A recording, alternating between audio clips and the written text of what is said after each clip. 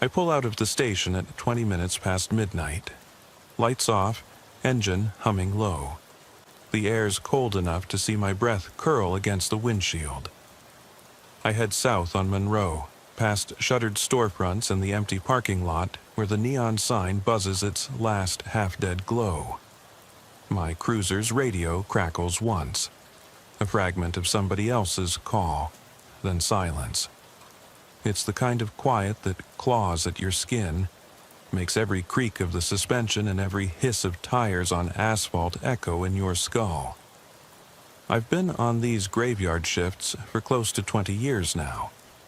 I know where the shadows gather thicker, behind the dumpster at 3rd and High, in the strip of alley between the laundromat and the pizza joint, under the flickering lamp by the railroad overpass. Tonight, though, something feels different. The stillness isn't familiar, it's hollow. Dispatch breaks in. Unit 4-2, report of a prowler at 420 Bayview. Elderly resident heard someone calling her name. My stomach turns over. Bayview's 6 miles east, a sleepy neighborhood of single-story homes and tidy lawns. It's past 2, but the streetlights are still on. Most nights they're timed off at 1. Whoever called in this tip must have flipped a breaker. I punch the mic, copy, dispatch. Then I flip on the blue lights. Doesn't take long to get there. 2 lefts off Monroe, a quick jog down Broad, then a right onto Bayview. The cruiser rolls up to number 420, a pale ranch house with curtains drawn tight. I kill the lights and ease to the curb. Footsteps on the pavement, mine. I slide out, heavy boots clicking. Flashlight in hand, I sweep the yard. Frost glitters on the grass. Perfect geometric crystals that vanish under the beam. No footprints other than mine. No movement behind the windows, no sign a car ever pulled up. I call out, "Ma'am? This is Officer Harper with Toledo PD. I'm responding to your call." The front door opens a crack. Mrs. Levin is there, thin as the night air, pale blue robe draped over frail shoulders. Her eyes are wide, glassy. "You came," she says, relief and fear tangled in her voice. I nod, keeping the beam steady on her face. I heard it again," she stammers. My name, over and over, soft, like he was in my yard. She points to the yard, voice shaking so hard I can hear it. "Henry, Henry." She trails off. Henry was her husband's name. He died 10 years back. I step inside. Living room is dark but clean. The couch looks newly vacuumed. I flash into corners. Dark shapes of furniture, nothing else. I run my light along the windowsills, no fingerprints, no scratches on the glass. I ask, "When did you hear it?" She clutches the edge of the sofa. "Just after midnight, I was about to lock up for bed when I thought I heard him calling me." Her lips tremble. Like he was safe, back again. I radio dispatch. "No signs of entry, ma'am. I'll check around." Outside, I pivot, flashlight sweeping the side yard. Trash cans, overgrown shrubs, back fence. Then I see a single indentation in the frosty grass. Just a shallow impression like a boot heel. It leads toward the alley. I follow it, heart thudding so loud I'm surprised she can't hear it. Footprints stop at the fence, nothing more. No handholds, no sign of a climb. Back at the porch, Mrs. Levin is peeking through the curtains, face pale as the moon. I tell her, "I'll keep an eye on this block until morning. If you hear it again, call me immediately." She nods, mouth set in a hard line, jaw clenched. I give her a gentle smile, only I don't feel any comfort in it. The next night, same call, same script, different street. Third night, 2 calls. No rise in break-ins, no actual crimes. Just whispers of names in the dark and faint footprints that seem to vanish into thin air. Dispatch tags them as possible prowler calls, nothing more. But I'm staring at those 6 incident reports stacked on my desk, each one tilting my gut toward dread. I drive over to the precinct and pull the files. Each victim, 6 in total, lives alone. 5 are over 70, one's near 60 but lost his wife last year. I check the logs, all discharged from Toledo Regional Medical in the last 4 months. All had night shift nurses. Only one nurse on every file, Gabriel Watts. The name sticks unpleasantly in my mind. I don't sleep. I park the cruiser at the medical center's back entrance just before shift change. Watts clocks out at 7. He nods to me, carries a canvas bag. I leave my cruiser lights off and watch him walk to his car. License plate matches his apartment. Elm Street, Unit 204. Back at the station, I get a warrant for his residence. Around midnight, we roll up, cars boxed around his building.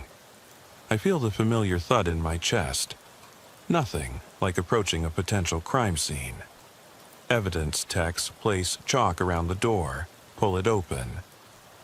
I step inside, sparse living room, neat couch, kitchen table with a single cup. Nothing bizarre. Then I see a small notebook on the coffee table. Hands secure the pages. I step close. Pages upon pages of names, addresses, phone numbers, discharge dates, medication lists. My breath catches as I thumb through. Mrs. Donnelly, 5 Pine Lane. Mr. Hirsch, 77, 12 Oak. Each entry has notes. Lives alone. Night terrors reported. Prescription for Xanax. I glance at the top. Entry dated 2 days ago, Mrs. Caldwell, 3:40. Bayview, that's Mrs. Levin. Watts appears, cuffs over his bag. He's calm, no struggle. I read him his rights, and he nods. Dark eyes empty like the streets where he prowled. In questioning, he confesses. He memorized charts, watched them recover, then dared to test them. He called their names from beyond foggy windows, listened for the door, gauged their vulnerability. Then, at the right moment, he'd slip in and administer a fatal dose from their own prescription bottles. I spend the drive back going over every call I answered in 10 years. How many late-night alarms did I write off? How many grown-ups did I tell, probably kids playing pranks, when someone's husband or mother was standing on the porch, shaking? My knuckles grip the wheel, white bone. 3 a.m., I end my shift in that same convenience store lot. I kill the light, step out. The sign above is buzzing like a broken fly. In the darkness, I whisper a name, someone I lost long ago. Felt compelled to see if the silence would answer. It doesn't. My radio crackles. Unit 42, head in? I unclip the mic. Copy. Then I turn off the radio. Let it go silent. I lean against the cruiser, boots cold on the asphalt. I close my eyes and feel it. That quiet pressure. The sense that somewhere, someone's whispering your name in the night. And you're not supposed to answer. I ease the door of my cruiser closed and settle behind the wheel, the seat's vinyl cold against my back. The world beyond the windshield, the empty lots, the silent streets, feels heavier now, like it's holding its breath. I flick the heat on low. It'll do little against the dread settling in my chest. I slide the radio off its mount, haven't answered a dispatch in hours, and let the silence stretch. When I finally pull away, it's toward the hospital. Lights off until I turn onto Elm Street, then blue and red splinter against the pavement. The apartment building sits low, brick and mortar caked with years of weather. I remember Watt's profile in the questioning room. Calm. Too calm. Like he'd already been waiting. I'm not sure what I expected. Rage, fear, guilt. But not that. Just empty eyes. At the station, I file my report late. My hands shake enough that my pen smudges the ink. Once it's done, I step into the briefing room. 4 of my colleagues are dozing on the table. Overnights after shift change, nothing big coming in. I clear my throat. They look up. We've got a killer in custody, I say. No one says a word. They just watch me pack up my stuff and slip out. Home feels wrong. My house is quiet in a way that feels premeditated, as if the walls themselves are waiting.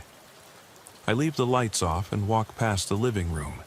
Pictures of my wife, me in uniform, our two boys riding bikes in the yard. I stop at the mantel, stare at the frame. I haven't looked at it much in weeks. I turn away and climb the stairs. My bedroom is messy. Patrol jacket draped on the chair, boots by the door. I shrug out of my uniform, change into sweats, and crawl under the covers. The thermostat clicks off the heat, and I lie there in darkness. My mind drifts back to Mrs. Levin's face, the edges of her robe glowing in my flashlight beam. Back to the notebook, pages of lives mapped out like prey. I wonder if he ever smiled when he read those names, if it gave him something like satisfaction. Sleep comes in fits. I dream of footsteps trailing through my childhood home, of someone calling my name from the upstairs hallway. My voice is trapped in my throat. I can't answer. I wake jolting, the springs creaking beneath me, and lie still, listening for the echo. I'm back on the road before dawn. My cruiser idles at the station, waiting. Dispatch comes in with routine calls, alarm at the steel mill, a fender bender on I-75 southbound, but each beep makes me flinch. I long for another prowler call, just to feel that familiar rush. Instead, I submit to the paperwork, counts, stats, mileage. By mid-morning, I'm sitting at my desk staring at a case file from 6 months ago. A man in a rural stretch outside Toledo, late-night call to help with an unresponsive patient. Death ruled natural causes. The nurse on duty, Gabriel Watts. My pulse spools tight. I grab the file, run to the sergeant's office. He looks up, cup of stale coffee in hand. "Harper?" I don't beat around it. "Sergeant, you 100% sure we covered every possible jurisdiction for Watts?" He sighs. "Yeah, we went back 2 years. Nothing else flagged." He flicks a glance at the pictures on my desk, my family. "What's on your mind?" I swallow hard. He admitted to 2 previous murders in other states. Why haven't we checked those areas in our own records? His chair creaks as he leans back. We did check. Nothing lined up. His M.O. was subtle. No signs, no evidence left behind. I reach into my pocket, fish out my phone. A news article from a small paper in Ohio. Elderly woman found dead in her home. Night nurse's name, Watts. Same guy. It's buried in the archives, never made national news. I hand it to the sergeant. This one slipped through. Maybe others did too. He reads, face darkening. "You want to reopen those cases?" I nod. "Interview families, look at the records, anything you can find." He pushes the article back. "Fine, but you're leading the effort." Behind my desk, I set up files. Ohio, Michigan, Pennsylvania. Every mysterious death of elderly patients under a nurse named Watts. I work through lunch, skip coffee, let the sun move across the sky without me. My desk lamp casts a yellow halo over victim charts and coroner's notes. By afternoon, I've narrowed it down to 4 more cities. Toledo's neighbor county, Toledo itself before, 2 smaller towns in Michigan. The pattern is brutal in its simplicity. Wolf Nursing Center, Greenfield Hospital, Mercy Wing. I make calls to those jurisdictions. Cold calls to detectives who have no interest in reopening old natural cause deaths. Some are curt, defensive. One detective tells me, "We ruled it, case closed." I gather the rejection, line by line. Each no feels like a blow. I realize how little weight I have outside the precinct. It's frustrating, like trying to cut through rust with a butter knife. The phone cord curls around my fingers as I dial the next jurisdiction. over and over until my thumb aches. At sunset, I drive home slowly. The sky is bruised purple, and the wind stirs fallen leaves across empty sidewalks. My cruiser feels too loud in the quiet of the street. I park, grab my bag, laptop, files, the notebook copy the tech gave me, and step onto the porch. A flicker of light inside, my eldest son doing homework at the kitchen table. He looks up, gives me a small wave. I force a smile, but it doesn't reach my eyes. Dinner is silent, the TV murmuring. My wife asks about my day. I tell her same old. She doesn't press. Our sons ask about school. I nod, scoop peas onto my fork without tasting them. Later, I sit at the kitchen island, files spread out. The notebook printout calls to me from the stack. Lines of names typed in black next to addresses, notes on sleep patterns, medications. I remember the hush of the apartment when we seized that book. I trace a line with my finger. Miss Alvarez, 68, 21 Pinecrest. That name feels heavy, like a door closing in my mind. Night falls and I'm back in uniform. I drive patrol in circles, hour after hour. Lights off, radio muted. The air is thick with premonition. Every shadow shifts when I pass. Each window seems to hold a face studying me. A call finally comes just after 11. A domestic disturbance, nothing serious. I answer it because it's better than nothing. The couple argues, I break them up, write a note, move on. It's routine, antiseptic. But afterwards, I sit in my cruiser and let the hush settle again. I close my eyes. I hear a voice, soft, intimate, a hushed syllable of my name. It's so close I startle, whip the door open, flashlight sweeping across an empty sidewalk. No one there, just wind. I breathe in slowly, let it out. I climb back in, close the door, lock it. I leave the radio off. The night stretches ahead, empty and expectant. And somewhere, in the thick air behind me, someone is calling my name. I ease out of the residential district and head back toward the riverfront. The street lamps overhead spaced so far apart, the darkness creeps in between them like ink spreading across paper. My cruiser glides over the cracked asphalt of Riverside Drive, the wheels whispering against the brake lines. I've been here dozens of times, solo night patrol, watching for joyriders or drunks stumbling home. Tonight, I keep expecting something else. A shape at the far edge of the road, like a human outline that melts when I flick on the high beams. I park by the inlet where the old steel mill's silhouette lingers against the sky, massive girders like carcasses of long dead beasts. The water ripples in the moonlight, silver and cold. I step out, boots crunching on gravel. I don't touch the radio, it's become a habit. Silence beyond dispatch makes it easier to hear things, both outside and inside my head. I walk the path along the riverbank, flashlight unlit. There's a bench here, rusted metal arms curling like claws, and I sit. I remember the first time I came here, early in my career, rookie jitters, thinking the darkness itself was the worst threat. That was before I learned fear lives in waiting. Now I sit, lean forward, elbows on knees, and listen. Wind stirs the reeds, the river sighs. A dog barks somewhere up the street. No footsteps direct behind me. No whispering voice calling. But I feel it. A presence, not malevolent exactly, more like a question suspended in the cold air. What are you listening for? My phone vibrates in my pocket. I pull it out, a text from the sergeant. How's the follow-up? I thumb it shut without reading. I didn't answer. Better I don't. Back in the cruiser, I slide in and pull the door closed. The seat molds to me. I drive in low gear, windows cracked just enough for the wind to hiss in, carrying scents of river brine and something sharp, like ozone after rain. I follow the river's curve toward the industrial district. One warehouse after another. Panels dented, windows boarded.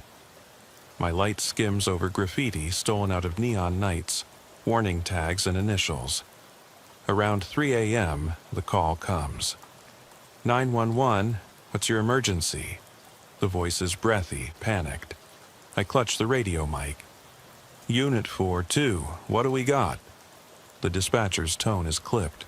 Caller reports someone. Someone banging on her back door, shouting her name. Elm Street, Mrs. Harper, no relation. I stare at the dash. Elm Street again. I know this neighborhood. Narrow driveways, hedges trimmed like geometric sculptures. No streetlights inside the blocks. I hit the siren, let it fade back to silence, then gun the engine. By the time I reach Elm, siren echoing against brick facades, I'm already unstrapping the seatbelt. I kill the lights, slip out with radio in pocket, flashlight in hand. Number 217. The house with the white picket fence and rose bushes that must have looked stunning come June. Now, in January frost, the stems are skeletons. I approach the backyard first, circling around the house. No footprints in the snow, bare unless you count my own tracks that glisten under the beam. The fence gate is ajar, scraping against the post with a rasp. I open it fully, stepping inside. It's too quiet. I go to the back door, deadbolt locked, but the knob rattles when I twist it. I shine inside. Kitchen, tiled floor, countertops clear. Coffee maker on the drip plate, half-full carafe, steam long gone. I speak smooth, low. Ma'am, this is Officer Harper. Everything okay? No response. I step around to the front porch. The door swings inward slightly as if someone stepped out and left it. I freeze. My breath hitches in my chest. I push the door and go inside. Hallway walls are painted off-white, family photos lining a narrow ledge. Wedding photo, 3 kids in matching outfits, Christmas card snapshots. I swallow. Personal, felt too personal. I move through the house in methodical sweeps. Living room, lamps off, TV dark. Dining room, chairs pushed in, place settings long abandoned. I call out again, slower this time, softer. Mrs. Roberts, are you here? Then a sound, the click of a doorknob upstairs. I tense, heart hammering. My hand drifts to my holster, but I force it down. I ascend the stairs, tread light, flashlight beam bouncing. At the top, a narrow corridor. 5 doors, one open at the end. Light seeps from within, an amber glow. I step into the master bedroom. The lamp on the nightstand is on, shade tilted. The bed is made, 2 pillows plumped perfectly. No sign of struggle. But the TV across the room is on, volume muted, screen static humming low. Someone was here, someone used the switch. I scan the room, dresser drawers closed, closet doors shut. No footprints on the carpet other than mine. Then I see the note on the bedside table, neatly typed on printer paper. It's safe. Come back. My pulse squeezes. I pocket the note. Call dispatch. Dispatch 4-2. Mrs. Roberts filed this note on her nightstand. She's not here. Dispatcher's voice. Flat. Copy. Coordinate with local units. I exit the room and cross to the hallway mirror. My reflection stares back, pale face, stubble shadow, eyes too bright in the dim light. I catch movement behind me in the glass. I whirl, flashlight swinging, but there's nothing. Just the doorway, empty. I clear the house with backup en route. No one inside, no footprints leading out. The security system's logs show movement detected an hour ago, then nothing. I let the sun come up before I file the incident report. Undeveloped prowler call, no evidence, homeowner unavailable.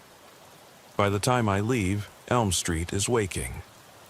A newspaper delivery truck rumbles by. Mail slot thunks indoors down the block.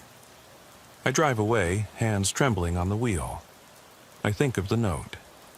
It's safe. Come back. Safe for whom? Who wrote it?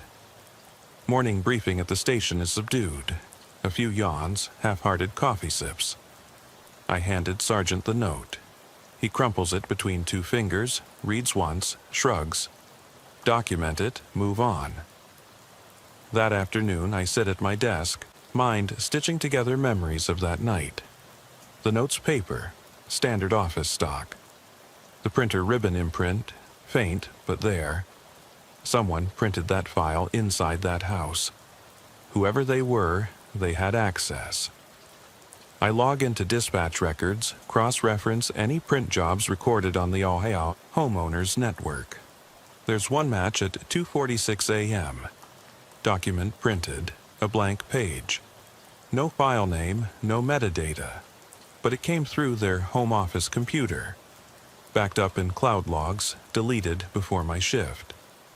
I go home and plug in my laptop at the kitchen island. My boys watch TV, oblivious. I open a secure line to IT in the evidence unit. I need every log for a home office computer at 217 Elm, I say. They tell me it'll take time. Bills and warrants and approvals. Time I don't have.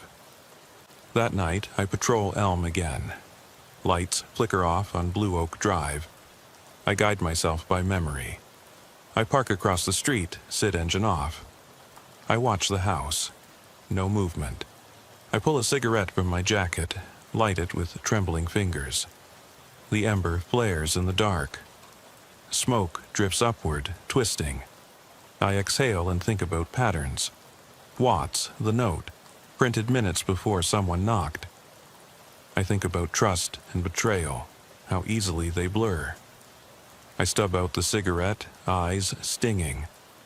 I drive off, letting the night swallow me.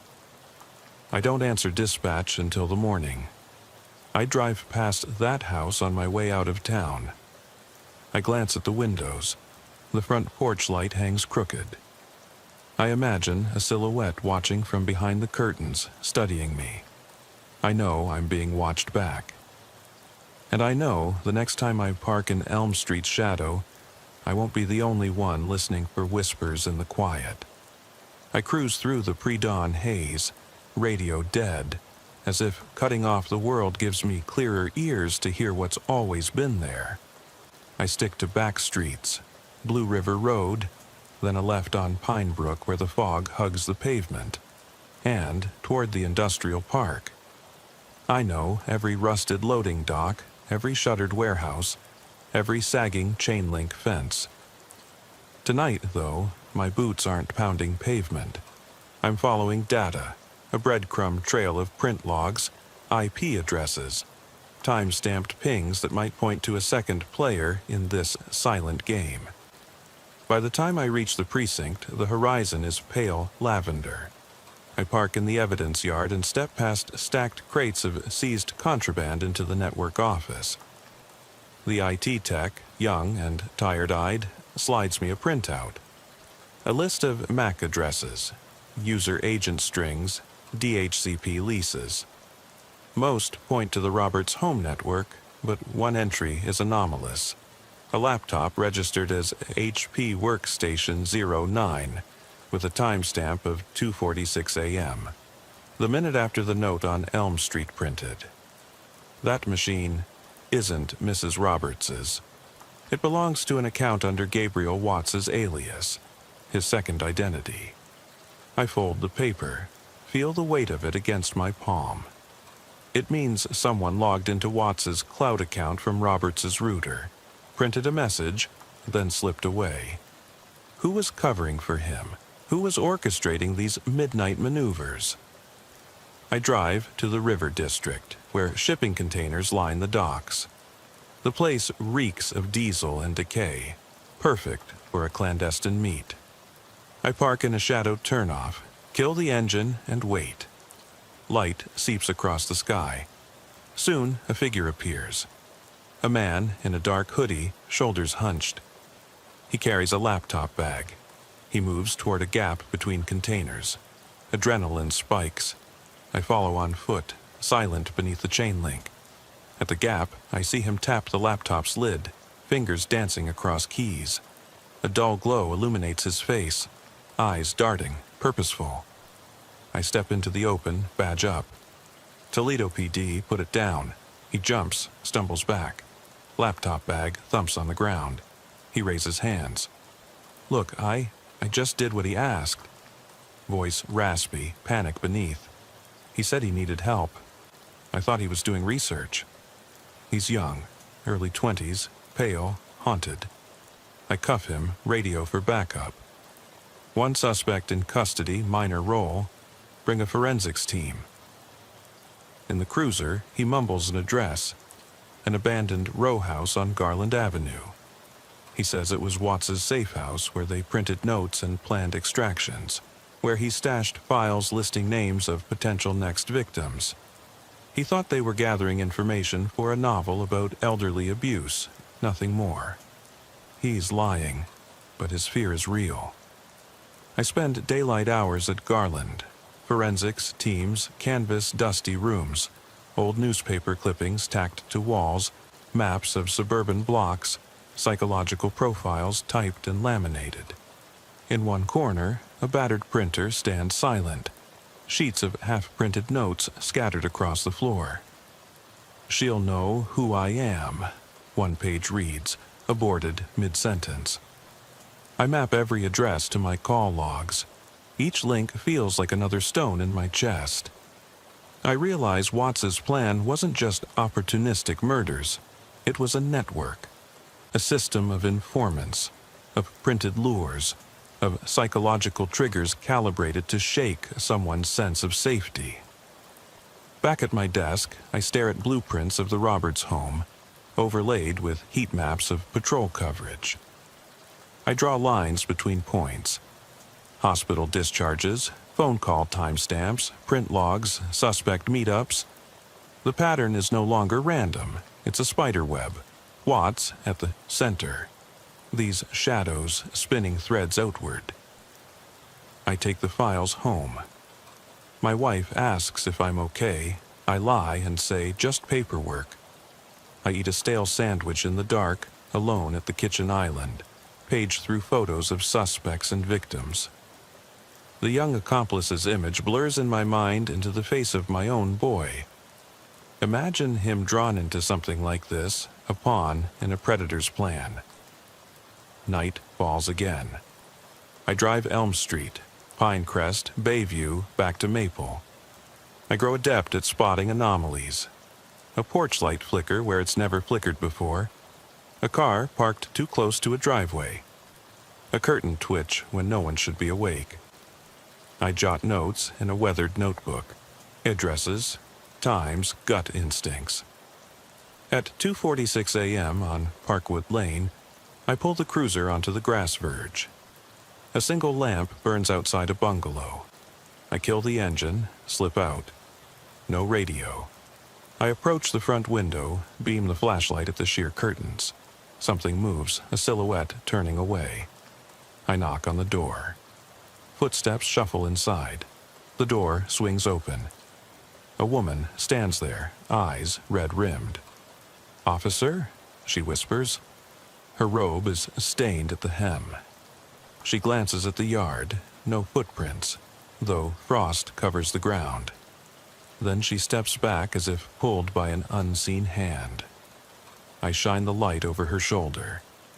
In the corner of the living room sits the young accomplice, slumped on the couch, laptop open, printouts littering the table. He looks up, terror widening his eyes. I call dispatch. "Unit 4-2, we've got 2 in custody. Mrs. Callahan and a juvenile male, suspected accessory." I secure them and sweep the house. In the basement, tucked beneath a workbench, I find a filing cabinet, the final ledger. Names stamped on dividers. Live tests confirmed next in line. My finger traces across dozens of entries, each one a life on the brink. I load the cabinet into the cruiser. The weight of it presses on my shoulders, heavier than lead. The young man vomits into the front seat, trembling. Mrs. Callahan sobs quietly. Their tears echo off the steel cage behind me. When I return to the station, midday sun streaming through narrow windows makes the dust dance in golden columns. The detectives gather as I empty the cabinet's contents on a long table. Victim statements, hospital invoices, print logs, notes in dozens of hands, some neat, some frantic. It's the culmination of months of dread. I stand at the head of the table. "This is the end of it," I say. My voice cracks. They won't hurt anyone else, but I don't believe it. I see the ledger's pages, as endless as a phone directory. I see faces of the vulnerable, grandmothers, widowers, spouses left alone. I remember the quiet calls, the steps in the frost, the whisper of names in the dark. I realize the terror isn't over. It's woven into the night itself. After the meeting, I step outside into a courtyard. The sunlight feels too bright, too honest. I close my eyes and tilt my head upward, let the warmth wash over me. For a moment, I'm free of shadows. That evening, I sit in my cruiser along Riverside Drive, parked exactly where I began. The world is darkening. The river murmurs below. I open the glove box and take out Mrs. Levin's note. He's gone. It's safe now. I stare at the words until they blur. Then I pocket the paper, kill the lights, and drive off. The night welcomes me back like an old friend. And somewhere, in the hush between breaths, I feel my own name being called. I don't stop. I don't answer. I head east on Riverside Drive, past the skeletal remains of the steel mill, headlights cutting through drifts of fog that pool beneath the overpasses. My cruiser's heater hums low, exhausted from hours of use, but I leave it on. The warmth clings to me like a fragile shield. I'm restless. Daylight investigations unveiled old tragedies, but nights hold the unanswered questions. I need to feel the pulse of the city at its most vulnerable hour. On the west end of town, I turn onto Old Mill Road, a narrow lane lit by a single flickering lamp at the entrance to an abandoned paper factory. Its red brick walls pockmarked, windows long gutted, it stands like a mausoleum of industry. I kill the engine and listen. The only sound is distant traffic on the highway, muffled through the decaying walls. I slip out, boots crunching broken glass. I cross the yard toward the main doors. The lock is rusted but intact. I pop it open with a shove. Inside, the cavernous space is coated in dust, so thick it caught every stray beam of streetlight from outside. I walk slowly, flashlight carving paths through the gloom. Conveyor belts hang like cobwebs overhead. Machinery lies strewn, gutted of purpose. I pause at a narrow stairwell leading to a mezzanine. This spot was once hidden from patrols, a place victims could vanish. I climb, each step groaning. At the top, the air is colder, stale with the smell of rot and oil. I sweep the beam across a row of windows, shards of glass, jagged and menacing. I imagine someone watching from outside years ago, maybe my killer. A shiver runs down my spine, reminding me that silence can be louder than screams. On the mezzanine floor, I find scrawled graffiti, names, dates, initials layered in spray paint. Some recent, the white tags bleach near the end of last month. I crouch to read MEW 12/14 beside NWH 1/22. Codes. I trace my finger along the letters. My pen scratches on my notebook. More evidence of someone's ritual, marking time, stamping territory. My radio buzzes softly. Dispatch checking in. I ignore it. I've spent weeks chasing footprints and printouts. Now I follow the clues etched into rusted steel. I move to the far corner where a metal door stands ajar. I push it open to a small office lit by dying moonlight through a high window. A desk lies on its side, papers strewn like fallen leaves. Most are waterlogged, unreadable, but one folder remains sealed, a manila envelope tied with string. I pick it up carefully. The string unravels, and inside are photographs. Elderly patients at Toledo Regional, smiling, tired smiles in their hospital beds, gowns pulled tight. Beneath each photo, typed notes: Stage 1 completed, awaiting response, schedule next call. The language, clinical, detached, the calm of a surgeon's hand before the scalpel. My heart hammers. Each entry matches someone who reported hearing their name whispered. I count them. A dozen faces, more than I ever realized. Not just the 6 we uncovered, but 12 patients targeted in our district. Some were moved to nursing homes, some discharged to family. Watts's list spanned care facilities, untraceable under normal scrutiny. I tuck the envelope under my arm and stand. The building's silence presses in, edge to edge. I leave, closing the door quietly behind me. Outside, the fog swirls and spirals. I pad back to the cruiser, envelope on the seat beside me, its weight dull but potent. Driving back downtown, I feel exposed in my own skin, as though every reflective surface might catch my face and reveal the strain etched around my eyes. My radio finally sputters alive with a minor fender-bender call. I respond and shift lanes, but I'm not listening to traffic details. I'm replaying each photograph in the envelope, 12 names, 12 possible attempted murders, 12 hushed calls unanswered by patrol, 12 lives balanced on a whisper. I park at the station, eyes stinging. The sergeant watches me through the glass panel, his coffee cup halfway to his lips. I hand him the envelope.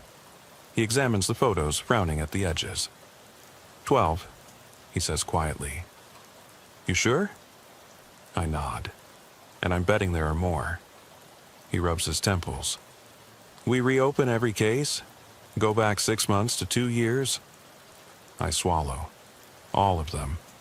He gestures to a cart of old files in the corner. You're going to need help. I meet his gaze. I've got to do this. He hesitates, then nods. All right, but pick your team wisely. I leave the station moments later with 2 detectives, 1 veteran, 1 new recruit, our faces lit by the pale glow of overhead fluorescence. We spread the photographs out on a long table in a back room. 12 images, 12 names, 12 stories waiting to be told. We assign each detective to a pair of cases, set deadlines for interviews, medical record requests, family contacts. I keep 2 myself, the earliest and the most recent. In the days that follow, I'm a ghost in my own life. I interview family members in dim living rooms, watch them choke back tears as they recall hearing their loved one's voice in the night, come to the window only to find empty yards. I crawl through hospital archives, reading charts sealed by electronic locks that now seem too easy to breach. I cross-reference timestamps with dispatch logs, matching print server data and network pings. Every new piece of information feels like a fissure cracking the calm surface of a lake. Nightmares return, strobing through my sleep. I see the faces of the patients, their eyes vacant, their lips parted in silent calls. I hear my own name on the wind. I wake at 3:14 a.m., heart slamming, sweat chilling on my skin. I roll out of bed, robe around me, and drive the streets without purpose until dawn. On the 6th night of this cycle, I'm back at Elm Street, 217, now cordoned off for forensic mapping. Blue tape outlines windows and doors. Detectives pore over evidence logs, marking footprints in snow with spray paint. The LED bulbs of inspection lights carve halos in the yard. I stand with a witness, the husband of Mrs. Roberts, watching him point to the closet where he found her note on the floor. He speaks softly. I can't believe I didn't see it. She was terrified for weeks. He covers his face with his hands. I place a hand on his shoulder. You'll get answers, I say, though I'm not sure I believe it. I return to my cruiser, the envelope still heavy on the passenger seat. I open it. Again. Smudged fingerprints on the photos, notes scribbled in margins. I let the pictures fall over my lap, one by one, until only the first remains. A shot of Mrs. Caldwell, eyes haunted, night nurse's name printed beneath. I stare at it until I can no longer tell where her face ends and mine begins. I slip the photo back in the envelope, seal it, and pocket the string tie. I climb into the driver's seat, start the engine, and flick on the headlights. In the beam's edge, I glimpse the outline of the house fading into night. I drive away, radio off, feeling the weight of 12 stories pressing on my spine. 12 whispers in the dark, each one a question I can't answer. As I merge onto Riverside Drive, I decide I'll return to the paper factory tomorrow. Re-examine the mezzanine graffiti, follow those cryptic codes. And I'll keep the envelope with me, a reminder that my duty doesn't end when the lights come on. Tonight, I'll answer every dispatch until the sun rises. I'll chase down each stray call, no matter how small, because I've seen what happens when silence grows too deep, how it gives monsters strength. I thread the cruiser through empty streets until dawn's first pale light bleeds into the sky. Then I park outside the precinct and sit for a long moment, engine idling. The envelope with 12 faces rests heavy on the passenger seat. I open it once more, let the photos spill across my lap. Their eyes follow me even in the half-dark of the cab. I slip them back in order, earliest to latest, and tuck the bundle into my coat pocket. I step out, close the door with care, and head inside. The station smells of stale coffee and inked paper. Detectives move in slow circles, trading case files. I cross to the evidence room, badge at the ready. The sergeant stands in the haze of fluorescent light. He nods. No words needed. I lay the envelope on an empty table. They're all here, I say, every single one. My voice echoes against metal cabinets. He leans in, eyes on the bundle. What now? I draw a slow breath. We finish what we started. He straightens. You want the department on board? I look him in the eye. Every shift, every beat, every trace. The sergeant exhales. We'll need manpower. I meet his gaze. I'll take patrol. I want every officer rebriefed on pattern recognition. Footprints, printouts, whispers, and we set stakeouts, Elm, Bayview, Maple, Riverside, Pinecrest. I'm not leaving a street unturned. He nods, begins to mobilize.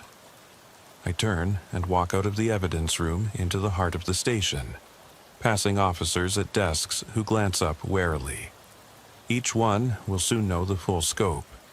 Each one will patrol with the same dread I've carried for months.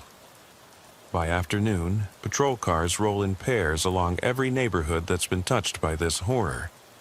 Dispatch script changes. Possible predatory prowler. Soft calls, name usage. Report footprints, print logs, network anomalies. Radios crackle with updated codes. I return to my desk, open the call logs, and annotate every relevant entry. I mark channels for digital print server overrides, ISP logs. I reach out to state and federal partners. This is no longer local. Watts's network covered 3 states. I request cross-jurisdictional task force status. Night arrives again, colder than usual, wind biting through coat. I strap on gear and step outside. My cruiser is waiting. I slip in, breathe deep. The dashboard clock reads 22:47. Closed hours, open dangers. I pull out onto Riverside Drive, following the same path I've taken so many times, past the steel mill skeleton, under the chain-link ghost of an old iron bridge, along the water's edge where moonlight trembles on the surface.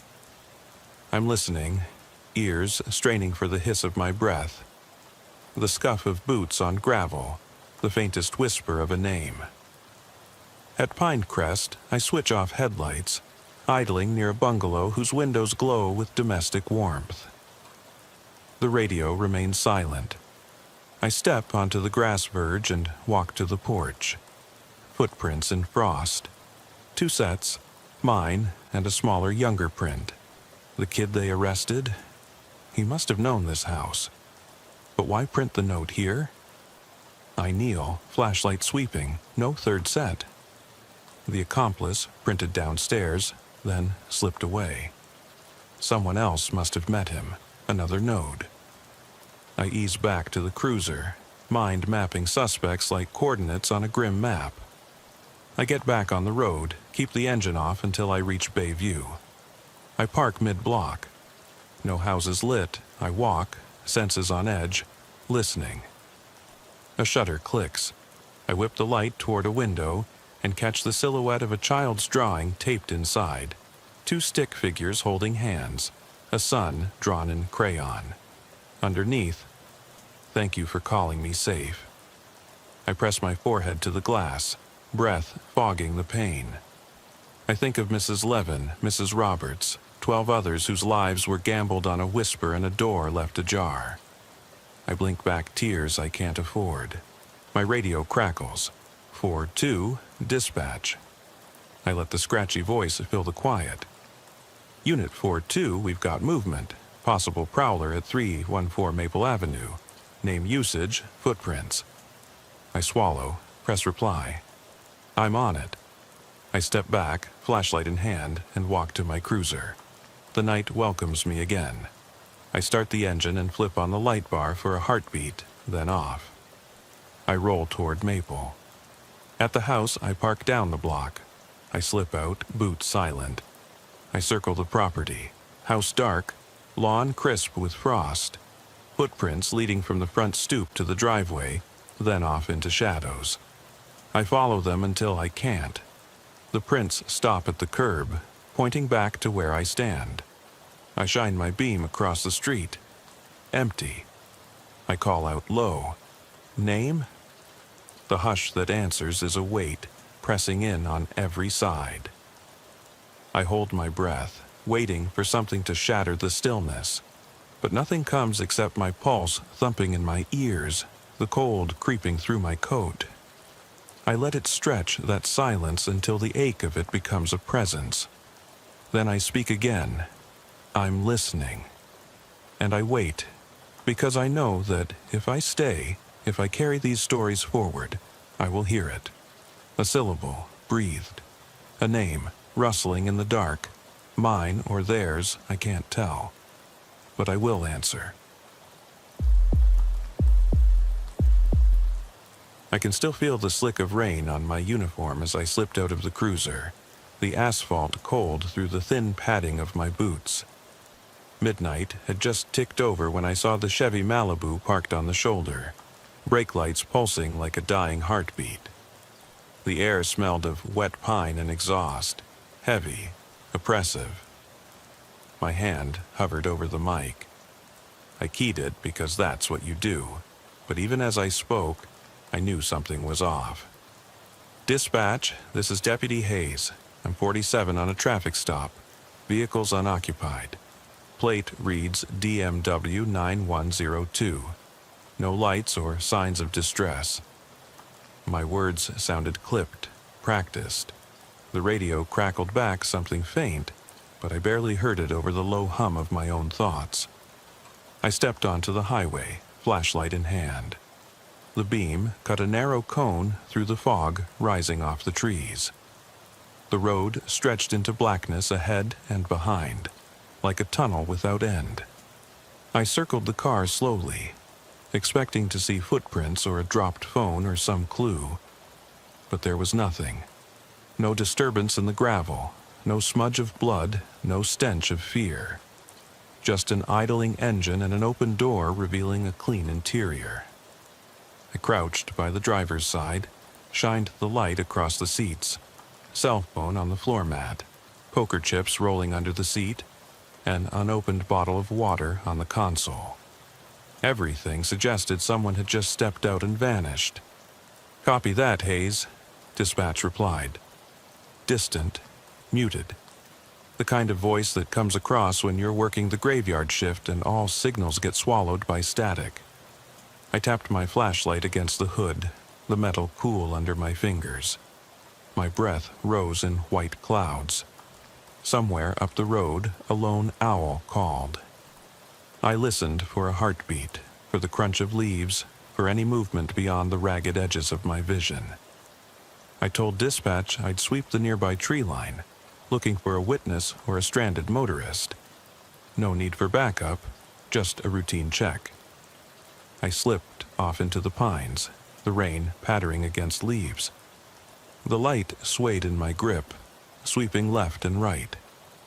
Each time it passed over the same fallen root or the same bramble, I felt a pang of déjà vu. As if I'd been here before, as if the road itself had looped back on me. I followed the edge of the asphalt for 20 yards, then turned inward, pushing aside saplings. My jacket snagged on a branch. I murmured a curse under my breath, wiped the rain from my brow, and pressed on. 20 minutes later, I was deeper than I intended. The road's glow vanished behind a curtain of trunks. Darkness settled like a weighted blanket. My radio hissed, static surged and died. I stopped, heart pounding. I keyed the mic again. "Dispatch, come back." Nothing. My light wavered as I turned in place, trying to pierce the dark. Every step now felt calculated, deliberate. I listened to my boots on damp earth. The closer I got to a stand of pines, the more the world seemed to tilt, like I was walking inside a slowly spinning carousel. My pulse thumped in my ears so loudly I nearly thought it would burst. That's when I saw it. A flicker of movement beyond the trees. A flash of white that couldn't be a raccoon or a possum. I called out, voice low. "Hey, you there?" My flashlight darted toward the shape. Nothing. Just empty space and the hushed flurry of needles underfoot. I circled, following a faint trail of trampled grass. A child could have walked through here. A grown man could have sprinted. I thought of the missing reports. 3 others in the past decade found just like this. Doors ajar, engines humming, no footprints, no calls for help. It was like the road itself swallowed them whole. I radioed dispatch one more time before I lost signal entirely. My voice sounded hollow. "Dispatch, Hayes. Call it in. I'm in the tree line about 100 yards off the shoulder. No visual on the driver. Send someone for the car." The only answer was static, fat and buzzing. I patted my holster, thumb brushing the grip of my pistol. It was still there, cold and reassuring. I checked the mag. 6 rounds. Standard issue. Never needed more. But tonight I'd count them all if I had to. I followed the path of the flattened grass until I emerged into a small clearing, where moonlight sifted through thin clouds. A handful of saplings, some dead ferns curling at the edges. The rain slackened. I raised my flashlight to scan the horizon. The beam caught the reflection of something metallic near a fallen log. I approached cautiously and realized it was the edge of a battered lunchbox. A child's lunchbox with cartoon characters peeled away by rust. I stared at it, heart tightening.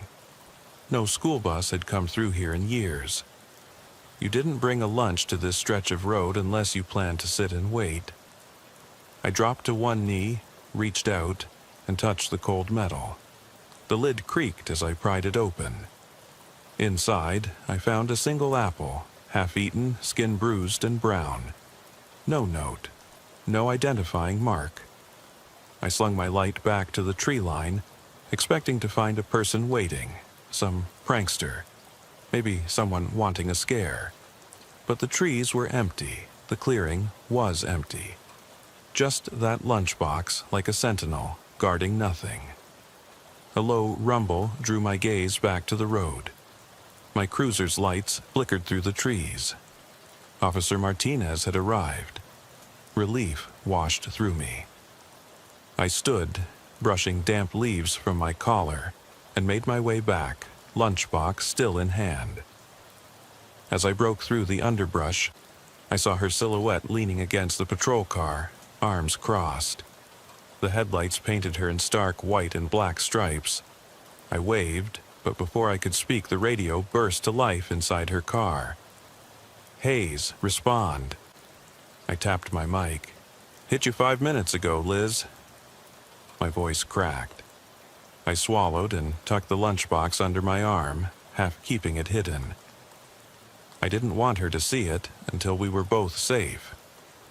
We walked back together, lights spinning off raindrops, and I gestured toward the open door of the Chevy. Her brow furrowed. Inside, everything was unchanged.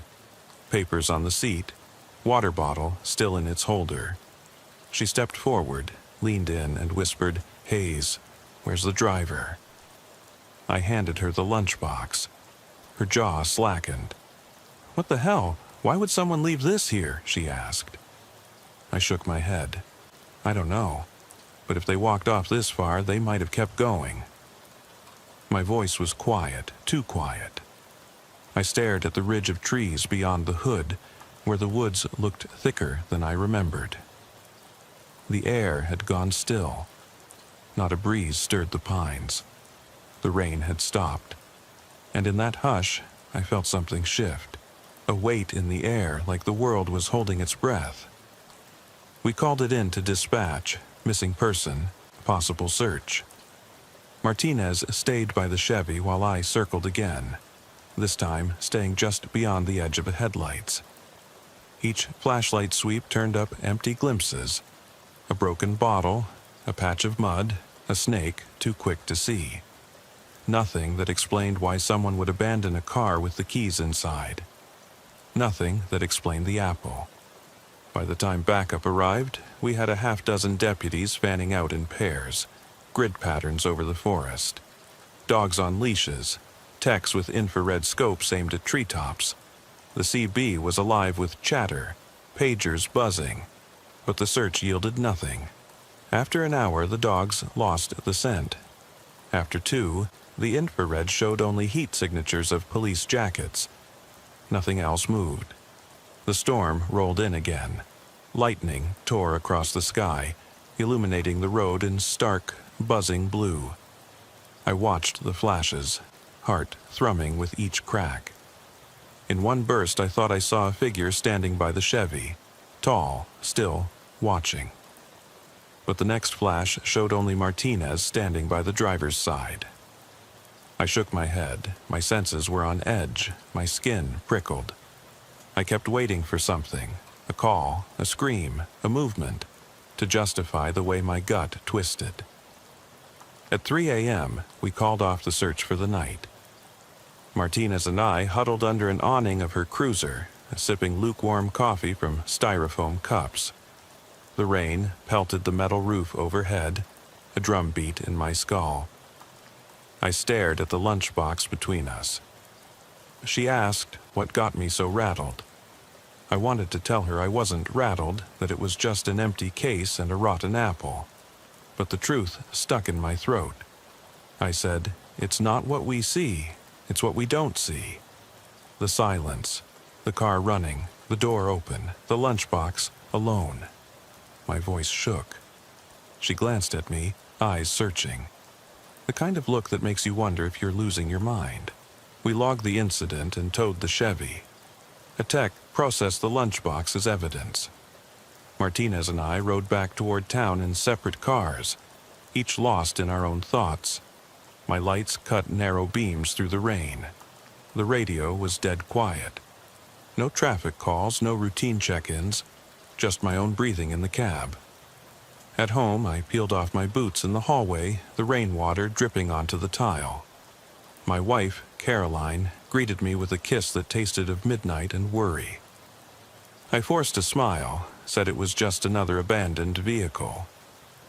She nodded and wrapped her arms around me, but I could feel her shoulder press as if she sensed the weight I carried.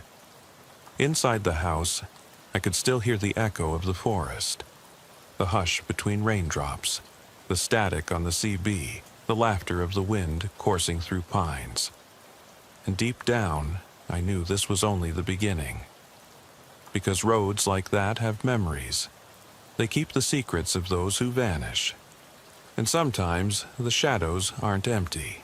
They're holding something you'll never find. The morning sun did nothing to lift the weight in my chest. 11 days had passed since the Chevy incident, and the office still hummed with questions nobody could answer. I was back on the road at midnight, seat warmed by my own body heat, coffee gone cold in the cup holder. The dashboard clock read 11:02 p.m. as I turned on to State Route 63. Mile marker 12 passed in my headlights. Marker 13. I'd driven this road more times than I cared to count, but tonight it felt foreign, like returning to a house where you once lived, only to realize the furniture has shifted and the walls have bled shadows in the corners. I tried to shake it off, radioing dispatch. Haze to dispatch, routine patrol. All quiet. Static answered, louder than the voice on the other end. I flicked the volume knob. Static settled into a low hiss.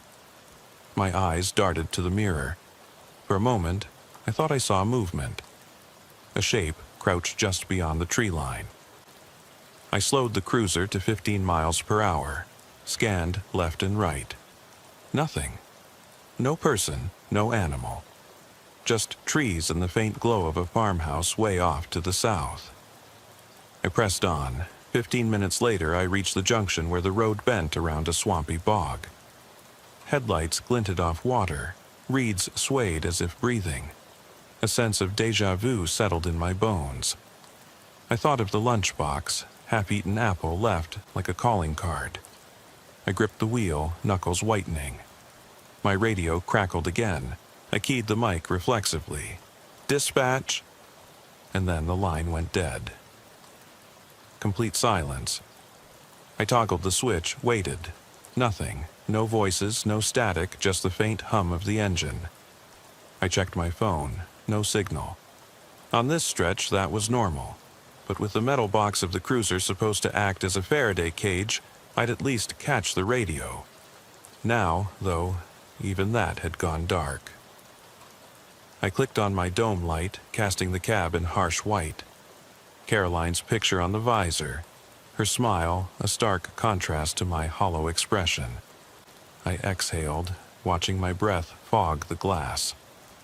I thought about telling her I might be gone for a while if I didn't find answers, but I couldn't. She'd worry, and she'd demand I come home. Instead, I switched off the light and eased onto the shoulder. I grabbed my flashlight and stepped out. Rain started to fall, tiny beads that slipped through the trees and skittered across the hood like insects fleeing a flame. I strode to the edge of the pavement where I'd searched before. The undergrowth looked undisturbed, but I knelt and ran my fingers through the damp grass. No footprints, no broken twigs, just the same smooth blade of grass untouched by human weight. I stood and shone the beam deeper into the tree line. Nothing moved, no eyes reflected back. My heart pounded. I keyed the mic one more time. Dispatch, this is Hayes. Respond, please. Silence. Behind me, the cruiser's engine idled low. I walked back to the driver's door and leaned my shoulder against the cold metal. I reached for the lunchbox in the passenger seat, evidence still sealed, but I left it. I didn't need to carry that reminder of someone else's disappearance tonight. My pulse slowed, but only marginally. A sudden rustle in the underbrush snapped me upright. My flashlight darted toward the sound, landing on a small, pale animal. Raccoon, I figured. It froze. mouth opening in a silent hiss. And then, from deeper in the woods, a second rustle. At the same time, the tracers of my breath snaked into the air. I flicked the beam again. The raccoon vanished. I took a step toward where it had been, flashlight sweeping low to the ground. Clumps of fur lay scattered, matted with mud. Not animal fur, synthetic fibers, like from a jacket or seat upholstery. My stomach knotted. I crouched and brushed the fibers aside, revealing a patch of red crusted into the threads. Dried blood. I rose, flashlight in one hand, pistol in the other. The rain picked up, pattering against the brim of my hat. I steadied my breathing. I told myself it could be from an animal collision. Cars hit raccoons all the time, but the fibers didn't match roadkill. They looked like the cloth from a uniform pocket, a sleeve or a collar. I radioed in, Hayes to dispatch. I've got possible evidence. Fibers and blood of the tree line. Request crime scene tech. Static answered, brief, then gone. I cursed under my breath. My phone buzzed, a text from Caroline at 1:12 a.m. Miss you. Late dinner was cold. I stared at the message, thumb hovering. I wanted to reply, to tell her I'd be home soon. Instead, I switched off the phone. I clipped my holster back on, squared my shoulders. This road was playing tricks on me, and I was determined to find out why. I stepped off the shoulder and into the trees, light bobbing ahead of me. Each step felt deliberate, each crack of a twig underfoot an accusation. The deeper I went, the more the world seemed to narrow to a tunnel of rain, bark, and earth. I followed the path of broken branches until I reached a small clearing where the swamp's edge shimmered under lightning. The air tasted of mildew and oil. My beam caught something half buried in the mud, a flattened patch of fabric, too dark to identify at first. I knelt, pried it free. A police badge, its enamel dulled and chip missing off one corner. No name, just the state seal and a badge number I didn't recognize. I pocketed the badge and stood, heart thundering in my throat. Something was here, in these trees, at these coordinates. Something that lured people in. Something that left tokens behind. Fruit in a lunchbox, a child's lunch pail, now a badge. I called out, voice barely above a whisper, "Who's here with me?" My words were swallowed by thunder. I took 2 steps back, then 3, and the ground gave way beneath my boot. I plunged into a shallow trench hidden by foliage, half falling, half stumbling. Rainwater lapped around my legs. I shone the flashlight at the trench walls, mud streaked with what looked like drag marks. Grooves gouged into the dirt as if something heavy had been dragged through here. My pulse raced. I climbed out, scrambling, heart pounding. I spotted a line of footprints etched into the mud. Bare footprints, no boots, just imprint of toes and heel. They led deeper into the swamp, toward a stand of cypress trees whose knees jutted from the water like jagged teeth. I studied the prints. They were fresh, only minutes old, water still pooling in the depressions. I radioed dispatch urgently. Hayes to dispatch, update. Bare footprints in the mud, blood on my boots. Suspect or victim trail leading into the swamp. Request immediate backup and a boat unit. My voice trembled. Static answered faintly. Backup. ETA 30 minutes. Then silence. 30 minutes? By then, whoever or whatever left those prints could be gone. I knew the area. 200 yards in, you're choking on mosquitoes. 600 yards, you're submerged waist-deep in black water. I debated turning back. Waiting for help was the protocol. But I was the only one here, and someone might still be alive. I holstered the pistol and checked the magazine again. 6 rounds. I gritted my teeth and stepped forward. Each step into the swamp sank the sole of my boot further.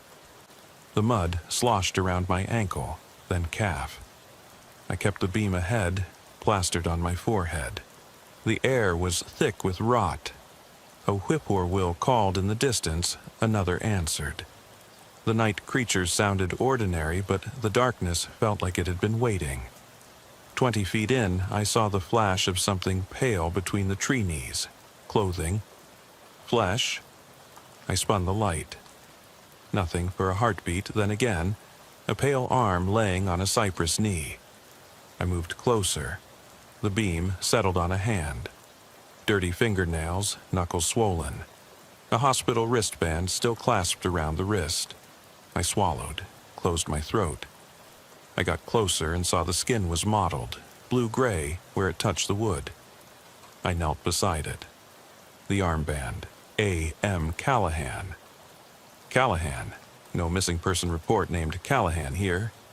I touched the wrist with a gloved finger, slimy, cold. The hand twitched. My heart leapt. I stumbled back, pistol raised. A voice rasped from the darkness behind me. "You shouldn't have come." I spun, beam swinging. Nothing. Heart pounding, I turned back. The hand on the knee was gone. In its place was a boot print. Barely visible, smudged as if dragged away. I ran. I crashed through trees, branches whipping my face, mud splattering my uniform. The swamp tried to pull at me. Roots snagged my boots. I broke free, lunging onto solid ground. The cruiser's headlights shone through the pine, white god beams that felt like salvation. I slammed into the front bumper, chest heaving. I yanked the badge from my pocket and tossed it onto the hood. It skidded off into the grass. I climbed in, locked the doors, and gunned the engine. Tires spat mud as I peeled out onto the road. My radio sputtered. Static sizzled. Dispatch. "Hayes, respond! Hayes, respond!" I shut off the engine, sat for a breath. My vision swam. My radio crackled. "Back up just 2 minutes out. Are you safe?" My fingers trembled on the wheel. "I'm alive," I managed, "but I don't know what else is out there." I drove away, lights cutting through rain. Behind me, the swamp swallowed its secrets once more. The road lay empty ahead, but the darkness behind me had grown teeth.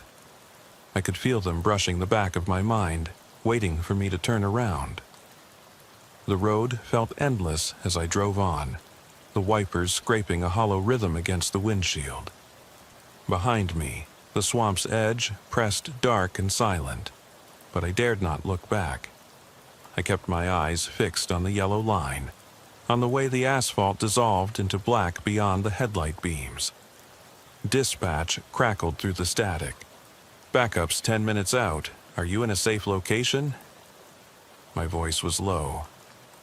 "I'm at mile marker 14, just past the old cotton gin. I need the techs here ASAP." The reply was distant, promised, but I could hear the weight of hesitation. I turned off the road into the abandoned gin's parking lot. Broken windows and rusted machinery looming like silent sentinels in the night. My boots hit gravel as I stepped out again, pistol drawn, flashlight in my other hand.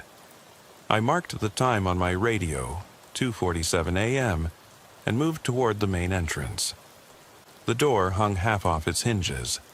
Inside was darkness so thick it felt like wet wool. I swallowed, the taste of fear bitter in my mouth, and eased the door wider. Inside, the air was stale, musty, with decades of cotton dust. My light revealed broken floorboards and rusted metal beams. I kept my weight low, stepping carefully. The beam landed on a large stain across the wooden floor, deep red, crusted like old varnish. I knelt, shined my light on it. Blood. Not fresh, but not long past either, perhaps hours old. I stood, and the beam caught something else, a long drag mark leading toward a side office. I followed the groove through splintered wood until I reached a small room with a desk and a filing cabinet. The desk drawer lay open. Papers were strewn across the floor. Ledgers from the 1990s, yellowed and brittle.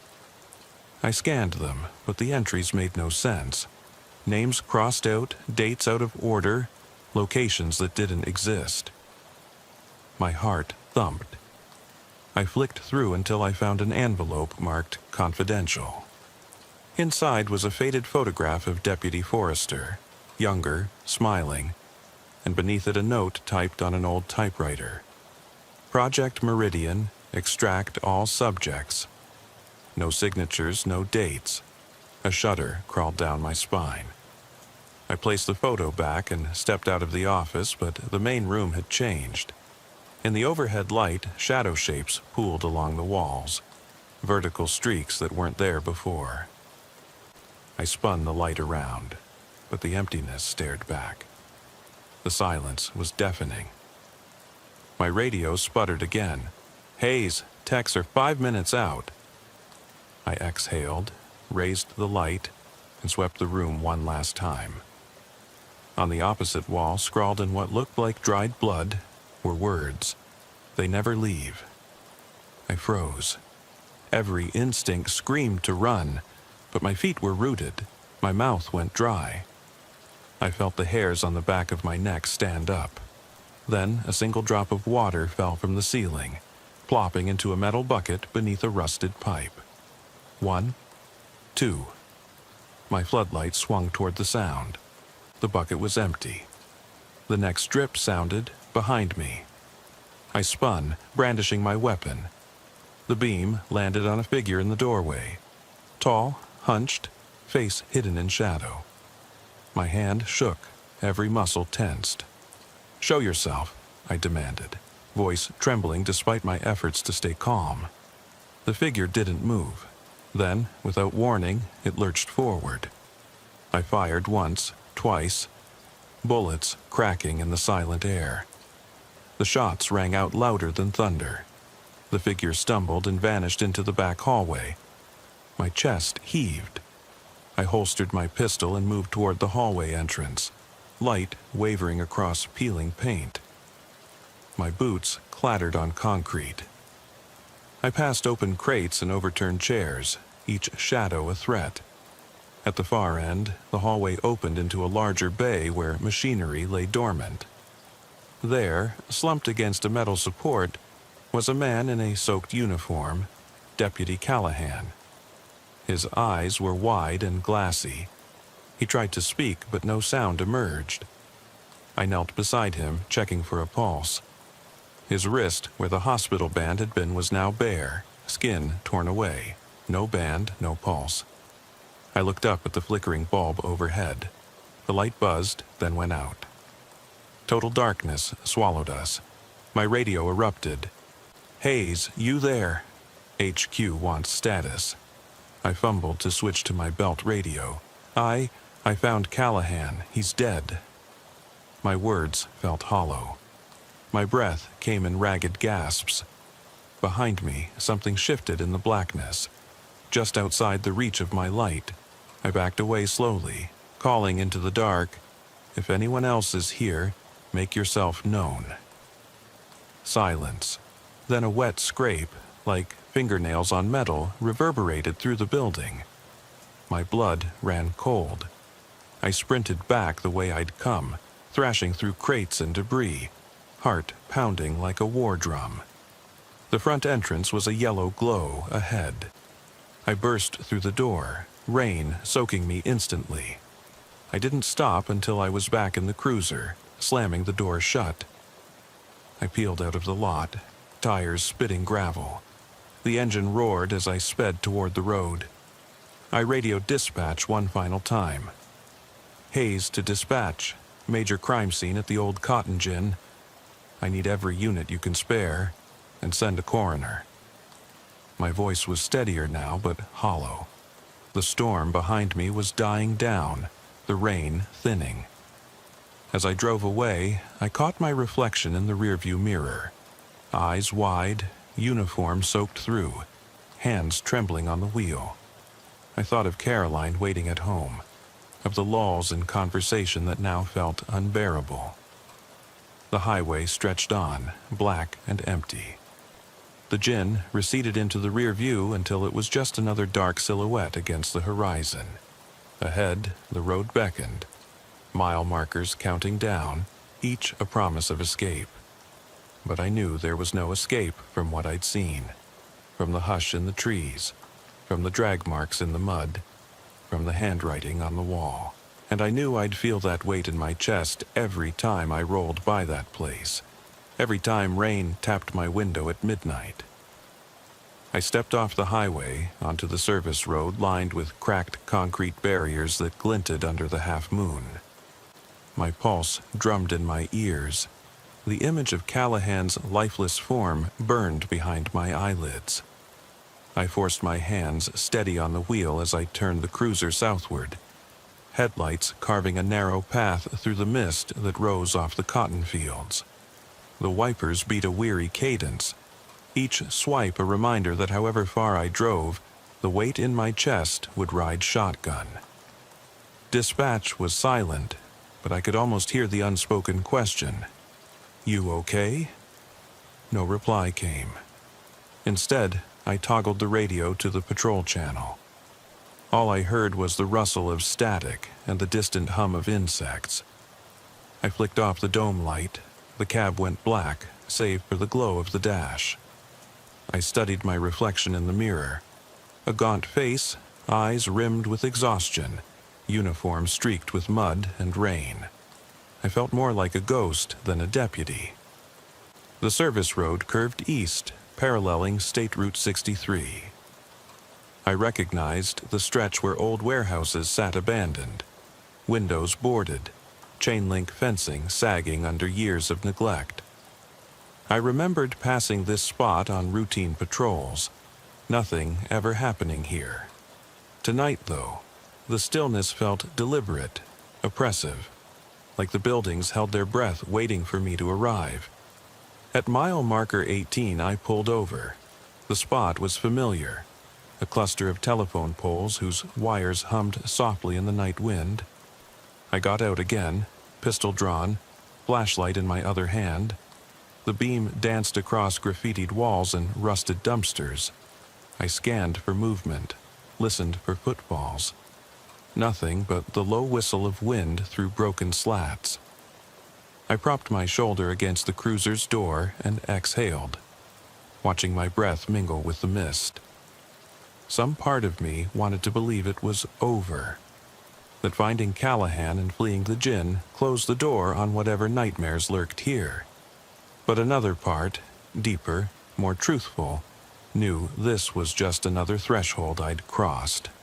The badge I'd discarded, the lunchbox, the drag marks, the bodies, each was a breadcrumb leading me deeper into a labyrinth with no exit. I keyed the mic. Haze to dispatch, a situation secured for now. Callahan's body at the gin, techs on scene. I'm standing by at marker 18. Static crackled in response, then a brief, "Copy that." I tucked the radio back into its mount and tapped my pistol's grip. 6 rounds, 6 chances. Not that I expected to find anyone I could shoot. I wandered past the fence line where the weeds clawed at my boots. The air smelled of damp metal and old rot. My beam revealed a narrow gap beneath a fallen sheet of corrugated iron. Curiosity, that old friend that had damned me, whispered to crawl in. I hesitated, swore I'd learned better. But the gnawing need for answers pushed me forward. Inside was a crawl space stained with grease. My light glinted on metal piping overhead, white elbows twisting into shadow. I could hear distant drip, drip, drip. I tightened my grip on the flashlight and edged forward, each movement kicking up motes of dust that floated in the beam like restless spirits. The drip led me to a vertical seam where the concrete wall met the earth. Water streamed down in a thin trickle, pooling at my boot. I pressed my ear to the wall. Beyond it, I thought I heard breathing, soft, uneven. I cleared, my throat, voice barely above a whisper. "Hello?" The breathing stopped. I waited, silence pressing back. Then faintly a whisper, "Help me." My heart slammed against my ribs. I twisted around, light swinging. The entrance was gone, filled by the fallen metal sheet, welded into place by grime and time. I braced my shoulder against the wall and shoved, but the sheet wouldn't budge. Panic tunneled through me. I chipped at the edges, but the rust held firm. The whisper came again, closer. "Help!" I yelled, "Who's there?" The crawlspace offered no answer, only scraped breaths and the taste of mud in my mouth. I pounded at the wall until my knuckles ached, the flashlight clattering to the ground. A cold gust blew through. The drip turned to a trickle of blood, hot and sticky on my cheek. I looked up. Above me, a grate, ravaged by rust, allowed a shaft of moonlight. I scrambled over slick concrete, heart tearing in my chest. At the grate, I pressed my hands through the bars, trying to widen the opening. My fingers slipped in grime, and then I saw it, a pale hand. Callahan's? Mine? It shot through the grate, fingers brushing mine, every contour bone and tendon. A whisper on my ear, "You shouldn't have come back." I staggered back, vomiting instinctively into the pool of blood at my boots. The grate rattled, the sheet of metal creaked. I grabbed my pistol, smashed the flashlight against steel, and kicked at the wall with every ounce of strength I had. The metal sheet shifted a fraction. I shoved through, bursting free into the night air, lungs burning with relief. I hit the ground, rolling, adrenaline spiking. The service road stretched before me, empty, silent. No footprints except my own. I bolted to the cruiser, hands shaking as I yanked open the door. I fumbled for the keys, threw the engine into gear, and peeled away, tires spitting gravel. The grill light snapped off behind me as I roared into the darkness. My breath rattled in the cab. The radio came alive with frantic voices. "Backup inbound, confirm location, state of emergency." But I couldn't speak. I sat there as the dashboard lights flickered, vision blurring.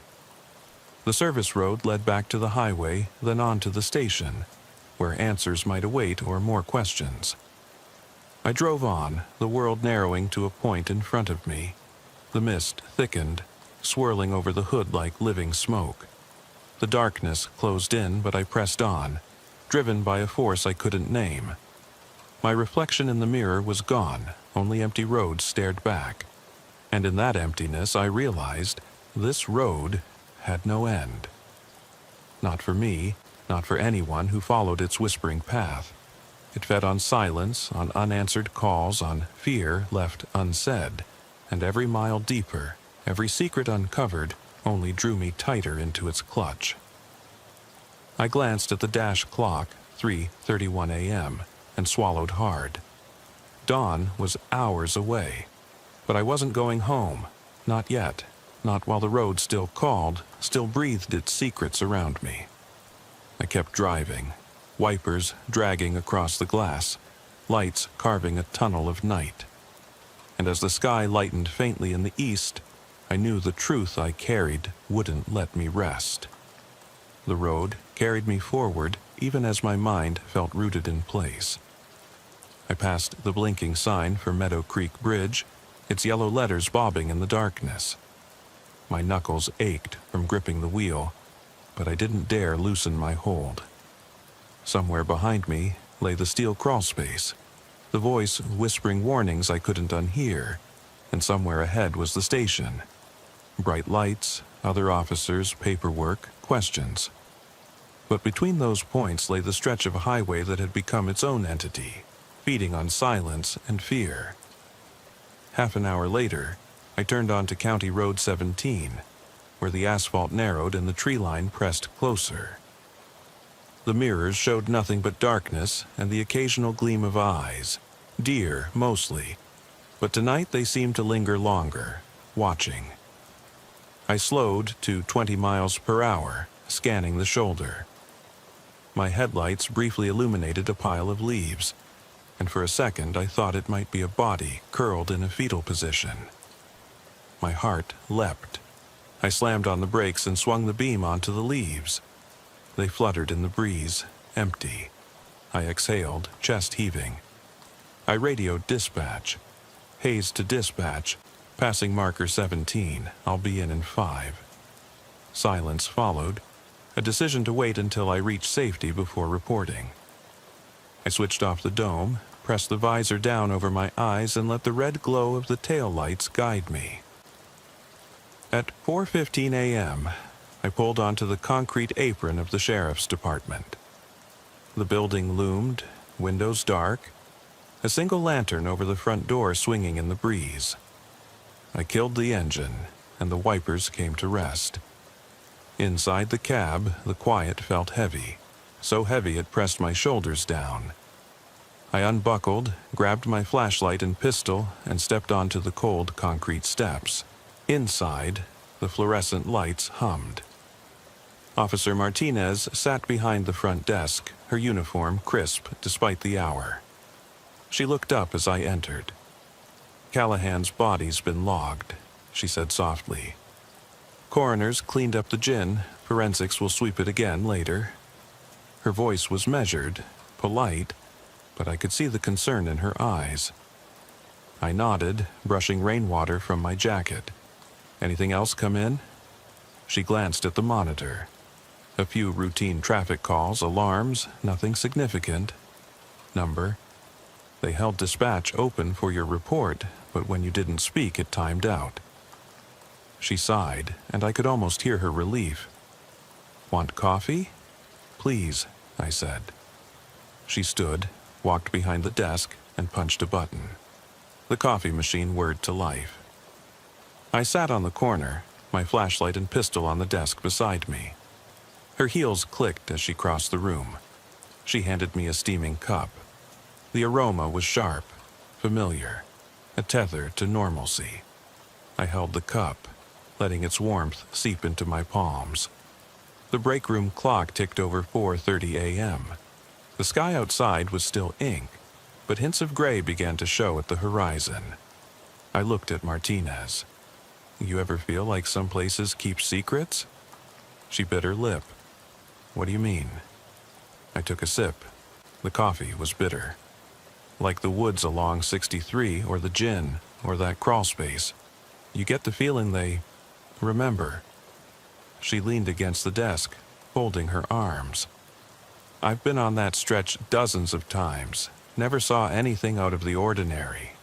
"Yeah," I said, "until this month." The door behind us opened, and Sergeant Diaz stepped in, his face weary but alert. He nodded to Martinez, then to me. "Hayes, heard about your night." I set down the coffee. "Morning, Sergeant." He folded his hands behind his back. "Callahan's deaths ruled homicide, strangulation. No witnesses, no suspect, no murder weapon." I felt a hollow ache. "Any indication why he was there, or who was with him?" Diaz shook his head. "Not yet. Forensics found fibers matching your uniform, and the badge you recovered." He glanced at Martinez, then back at me. "FBI's involved again. They want you on the team. Questioning, interviews." I clenched my jaw. "Fine, I'll play ball." He hesitated, then said, "There's something else." His voice dropped. "Dispatch got another 911 call last night around 2 a.m., anonymous. Caller said they never leave. That's how it ended. No location, no name." My blood ran cold. I stared at the desk's grain. "Just that?" He nodded. Then static. They traced it to a dead zone. No towers, no coordinates. I pressed my palm against the desk. The wood was smooth, but it felt as if it vibrated, as if it murmured warnings. I looked up. "What's our next step?" Diaz folded his arms. "We seal the highway, pull your shift. No one goes out alone. FBI's law says we have to keep this contained until they wrap up." "Understood," I said. He gave me a curt nod. "Get some rest if you can. We rotate you back on the road in 4 hours." I nodded again. drained. Martinez refilled my cup. I sipped, then set it down.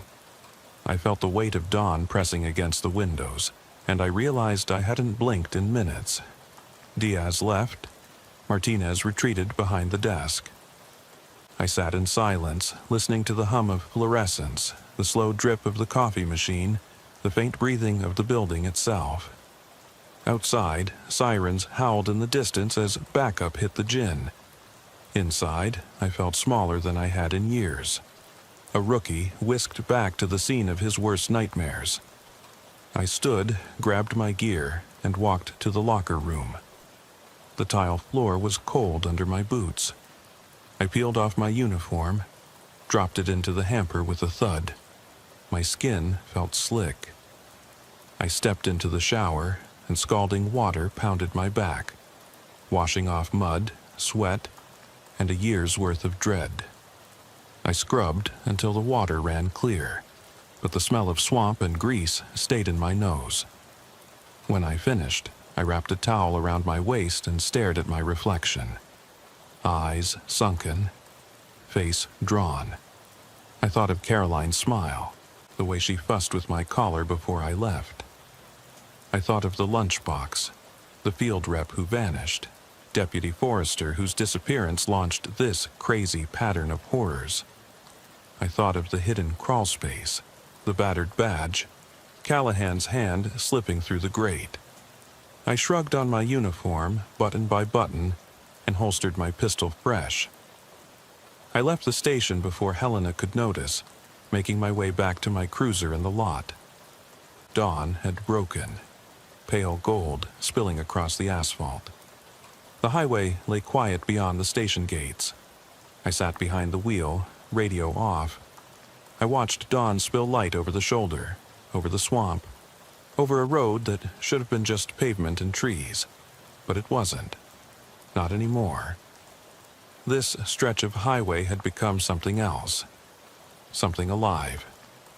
I started the engine and eased onto State Route 63. I kept the speed low, scanning the shoulder. Mile marker, 12, 13, 14, 15. The sun warmed the glass, evaporating mist. The world looked ordinary in daylight. Green pines, cracked asphalt, painted signs. But I knew better. At mile marker 16 I saw them, a pair of boots sticking out from the grass. Someone had laid them down, toes pointed toward the highway. I pulled over, heart clenching. I grabbed my flashlight, stepped onto the shoulder. The boots were uniform issue. Black leather, scuffed. I approached slowly, beam shaking. Inside one boot was a note. "We never leave." Written in careful, looping script. No signature, no date, just those words. I stood, chest tightening. My radio crackled to life, a pilot fish in a sea of static. I keyed the mic. "Dispatch, Hayes here. Found a note. I repeat, found a note near mile marker 16. We never leave." Static answered, then a voice. "Copy that. Unit en route to your location." I pocketed the note, slid the boots into the back seat. I stared down the highway, where the sun had split the darkness but hadn't dispelled it. I thought of Caroline, of the shift ahead, of the road waiting to reclaim its secrets. I slid behind the wheel. My reflection stared back. Tired, determined, haunted. I turned the key and rolled forward, the note resting on the passenger seat, the words burning in my mind. I eased back onto State Route 63, the morning light doing little to warm the hollow ache in my chest. I kept my speed under 30, the cruiser's wheels humming against the asphalt as I passed the scatter of boots abandoned at mile marker 16. My heart pounded. Every nerve ending felt alive with fear and curiosity. I tucked the note, "We never leave," into my breast pocket, pressing my fingers against the damp paper through the fabric of my uniform. Dispatch confirmation crackled behind me, but I didn't reply. I needed space, silence, just the road and the hum of the engine. The station, with its harsh fluorescence and hushed corridors, felt too small now. The highway was where answers hid. In the silence, in the midday shadows beneath the pines, in the stretch of shoulder where footprints faded before you could follow them. I passed mile marker 17 without stopping. My mind replayed everything I'd found. The Chevy with its door ajar, the lunchbox and apple, the fibers and the badge, Callahan's body strangled in the gin, the whisper in the grate beneath the service road, the boots and note. Each clue felt like a breadcrumb leading deeper into a forest of cold dread. But following them meant risking everything, my career, my sanity, even my life. Yet I couldn't stop. At mile marker 18, I flicked on my signal and pulled onto a narrow side road that led to an old service station long closed. The building leaned at an odd angle, boarded windows cracked and faded by sun. A rusted sign hung above. Everett's Fuel and Repairs, the letters half peeling away. I remembered stopping by here years ago on a coffee break. Nothing but a broken pump and a vacant lot behind it. Today, though, I thought I saw a flicker of movement past a front window. I stepped out, pistol and flashlight in hand. The light beam rattled across shattered glass and overturned crates. I approached the main door, nudged it with my boot. It swung inward on creaking hinges. A cold draft washed over me. I stepped inside, flashlight sweeping the interior of the service kiosk. A counter littered with empty oil cans. A cash register drawer open and empty. Receipts strewn across a dusty floor. The smell of motor oil and mildew filled the air. I crossed to the back wall where old pegboards still held a few bent tools. One of the boards was empty except for 2 hooks, like someone had taken something important and left the rest untouched. My light flickered as I passed. I felt the walls close in. A soft clicking sound emerged from the darkness of a side alcove. Metal on metal, rhythmic. I crept closer, pistol raised. In the alcove, I found a circular opening in the concrete floor, like the top of a disused storage pit. The lid had been rolled aside. My beam snagged on a coil of rope spilling down the shaft. The clicking was the rope swaying against the pit's edge. I swallowed. This felt too deliberate, too set up. I keyed my radio, voice low. Hayes to dispatch, I've got an open pit here at the old Everett station. Possible evidence, send tech. Static answered.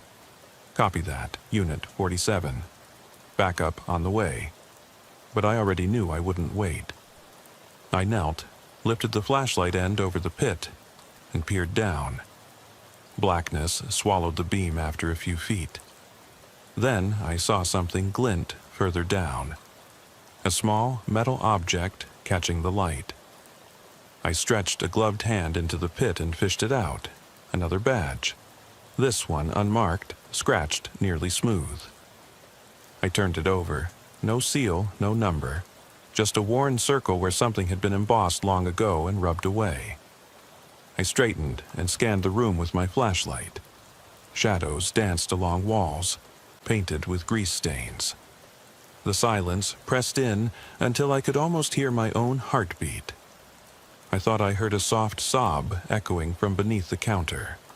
I trained the light there, and it settled on a figure curled against the back wall. A man, young, uniformed, his knees drawn to his chest, head buried in his arms. His shoulders shook with quiet, desperate sobs. "Hey," I said softly as I stepped forward. He jerked upright, eyes wild and unfocused. The beam revealed his badge. Deputy Randall, one of the 4 civilians who'd vanished over the past decade, though no one ever found him. His name had been pulled from missing person files, but Randall was never a lawman. He was a local security guard who'd ended up on that highway when his car broke down. Finding him here alive made no sense. "Don't come closer," he whispered, voice raw. I saw bruises darkening his neck and wrists. He looked at the badges in my hand, then back at me with a flicker of recognition. You're the one who's been poking around. You're the deputy in the Chevy." His eyes narrowed. "You shouldn't have come." I raised my hands, moving my pistol barrel down so he'd see I wouldn't shoot unprovoked. "Randall? Deputy Randall? It's Hayes, Deputy Hayes. We've been looking for you." My voice shook. This was impossible. Randall should have been locked away or dead years ago. Yet here he was, clad in a uniform no longer in circulation, as if time had stopped on him the day he vanished. He laughed, a short, brittle bark. "Looking for me? Searching the woods? Chasing ghosts?" He scooted back into deeper shadow. "Those ghosts are real." He gestured at the badges in my hand. "They gave me that badge. Told me I'd leave. I stayed. Now I can't go." His gaze flicked over my uniform, lingering on my name tag. "They won't let me leave. They don't let any of us go." I knelt, setting the flashlight on the edge of the pit so it illuminated his face. "Randall, whatever happened," I began, but he cut me off. "They took us one by one, brought us here, showed us the road belongs to them, made us their watchers. They made me watch." His eyes glistened with tears. "I've been here for years. I've seen them come and go, people like you sent to find me, to rescue me. None leave." My stomach turned. "They? Who?" "Who's they?" I asked, crouching closer. He shook his head, voice barely audible. "You're too late. You already belong." His lips curved into a sad smile. "Your badge. This road collects you, marks you. Look at your note. You'll never leave." I felt my chest seize. He stood, backing away, and turned to scuttle deeper into the pit. I lunged, grabbing his arm, but he slipped through my fingers, vanished into the darkness below. The flashlight clattered to the floor. I scrambled to retrieve it and shone the beam down the shaft, but only saw blackness deeper than memory. I pounded on the floor with my fist. "Randall!" My voice echoed, swallowed by concrete. No reply. The room felt colder, air thick with the memory of breathing that wasn't mine. I staggered back, gripping the badges, trying to steady my breathing. Sirens wailed outside. Dispatch calling my name. I keyed my radio. Hayes, emergency. Hazardous situation. Need medics and backup at Everett's Fuel. Civilian found, Deputy Randall. Missing for years. Injured and unstable. My voice hitched as static swallowed my words. I turned toward the door, letting the beam catch one last glance at the pit. The rope coiled within, the unmarked badge glinting on the floor where I'd dropped it. I backed out, holstering my pistol, heart pounding in my throat. Outside, the sun had climbed, scraping at the mist that clung low to the ground. Paramedics unloaded a gurney, officers fanned out with rifles and flashlights. I stood beside Martinez, her face pale. She approached, asking if I was okay. I held up the badges. The second, unmarked one, remained face down in my hand. She glanced at me, then at the pit. "What did you find?" she asked softly. I stared back at the service station, the broken sign, the hollow hush within. "Answers," I said, voice hollow. "But they're not ours to take." I slid the badges into evidence bags she held. The lunchbox, the apple, the fibers, the badges. I'd fill the station's evidence locker to bursting. I stepped away, letting the responders flood inside. Martinez stayed by my side as Randall's stretcher appeared, EMTs laden with medkits. She asked if I wanted to talk later. I nodded, too shaken to speak. As I walked to my cruiser, I passed the stretch of side road leading back to the highway. I swallowed around the lump in my throat and replayed Randall's words. "You already belong. You'll never leave." My reflection stared back from the window, eyes hollow, lips pressed tight as a wound. I climbed in, started the engine. The highway lay open before me, mile markers beckoning. I flicked off the dome light, letting the morning sun and the amber glow of my dash guide me. I eased past marker 17, 18, 19, each a drumbeat, pulling me forward. Beyond marker 20 was the junction where the road merged with Route 15. At that point, I could call it in, check out, and go home. But as I passed marker 20, I glanced in the mirror and saw them. A line of headlights, backup units arriving, moving with purpose. And in the shadows behind them, between the cab and the forest's edge, I saw movement. Figures standing just beyond the light's reach, as if waiting for me. I swallowed hard, pressed the accelerator. The cruiser surged forward, tires whining. I crossed the merge at speed, the sun fully risen now, washing the road in harsh clarity. The forest receded, replaced by fields and fences. But in my mind, the service station and the hidden pit pressed close. Deputy Randall's face, gaunt and terrified, haunted my thoughts. His words echoed, "This road collects you." I gripped the wheel tight, knuckles white. I glanced down at my badge, shiny and official, and the unmarked badge in my breast pocket. I thought of Caroline waiting at home, of a life that felt light years away. I thought of silence, of unanswered calls, of missing people vanished into the night. And as the cruiser carried me down the highway toward the station, toward daylight, I realized I was already too far in. I eased out of the station's lot just past midnight, the cruiser's engine humming like a restless phantom beneath me.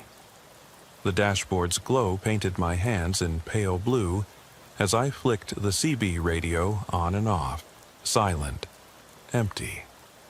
Ridgewood streets lay before me in the low hum of the windshield wipers, casting brief, dull arcs of light onto wet pavement. The sky was a dull gray, as if the moon had gone shy, leaving lanterns of streetlights to blink awake instead. I remembered that first night I ever drove this beat. The way the air felt thicker at this hour, like breathing through a film of unease. I'd thought I'd gotten used to it by now. I hadn't. Maple Avenue came up on the GPS, its block of tidy bungalows looking like sets in a theater after closing. Grass trimmed to precision, hedges pruned back from windows. The picture of suburban peace. But peace rarely comes in dead hours. I turned off the headlights and coasted forward, watching the shadows recoil from my spotlight. Everything looked normal. A midnight TV glow behind closed curtains, recycling bins lined up at the curb. My boots hit the asphalt with a dull thud when I stepped out. The damp air smelled of rain that had come and gone without warning. I started with the routine. Lock checks, house lights, garage doors sealed. I moved down the row, key fob clicking lights on and off in windows, listening for the absence of alarm beeps. One house resisted. The lamp inside the front room flickered, looping the same dull heartbeat. I tapped the glass. No echo. My breath caught in my throat. I caught myself reaching for the holster, ahead of any real threat. If I hadn't been in uniform, I might have looked like a bystander with a gun for fun. I pushed the doorbell. Nothing. The lamp stopped flickering. The hush settled in again, thicker than before. Back in the cruiser, I punched a note into my report. Front interior light flickering. No response at door. Residence appears secure. I felt the words hollow in my chest. Every time I typed residence appears secure, I meant I couldn't find a reason for alarm, but my gut pinched anyway. I slid on my gloves, the leather cool against my skin. An hour later, a call crackled through my headset. Unit 12, unattended vehicle, Cedar and 5th, registration unknown.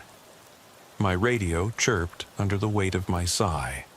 Cedar and Fifth was 3 blocks over, but those blocks were endless at this hour. I caught the siren button between my fingers but didn't hit it. I didn't want to rattle the windows of every house on the way. I eased the cruiser toward the corner. Headlights dimmed to a soft glow. When I arrived, a pale sedan sat idling at the spot where streetlight and shadow met awkwardly. The engine's hum thrummed through the empty street. The driver's window was down halfway, rain droplets sliding off the edge. No one in sight. I scanned the area. No footprints on the curb, no discarded coffee cups, no one running off into the night. I stepped out, hand brushing the holster as habit. My eyes adjusted slowly. The car looked ordinary. Faded paint, a cracked rearview mirror. I snapped off the ignition, the engine's growl cutting out like a held breath released. Inside, the seats bore indentations as if someone had been kneeling, leaning forward, whispering. I moved the car to neutral and pushed it 20 feet down the block, away from the light, to get a clearer look. No note on the dash. No sign of a struggle. I radioed, "Tow en route. Vehicle appears abandoned. No visible occupants." The cruiser's spotlight swung across the row of houses, illuminating the glint of windows. One, on the right, flicked. No, not a flicker. A flash of movement. I froze, heart snagging on a silent question. Was someone watching me from inside?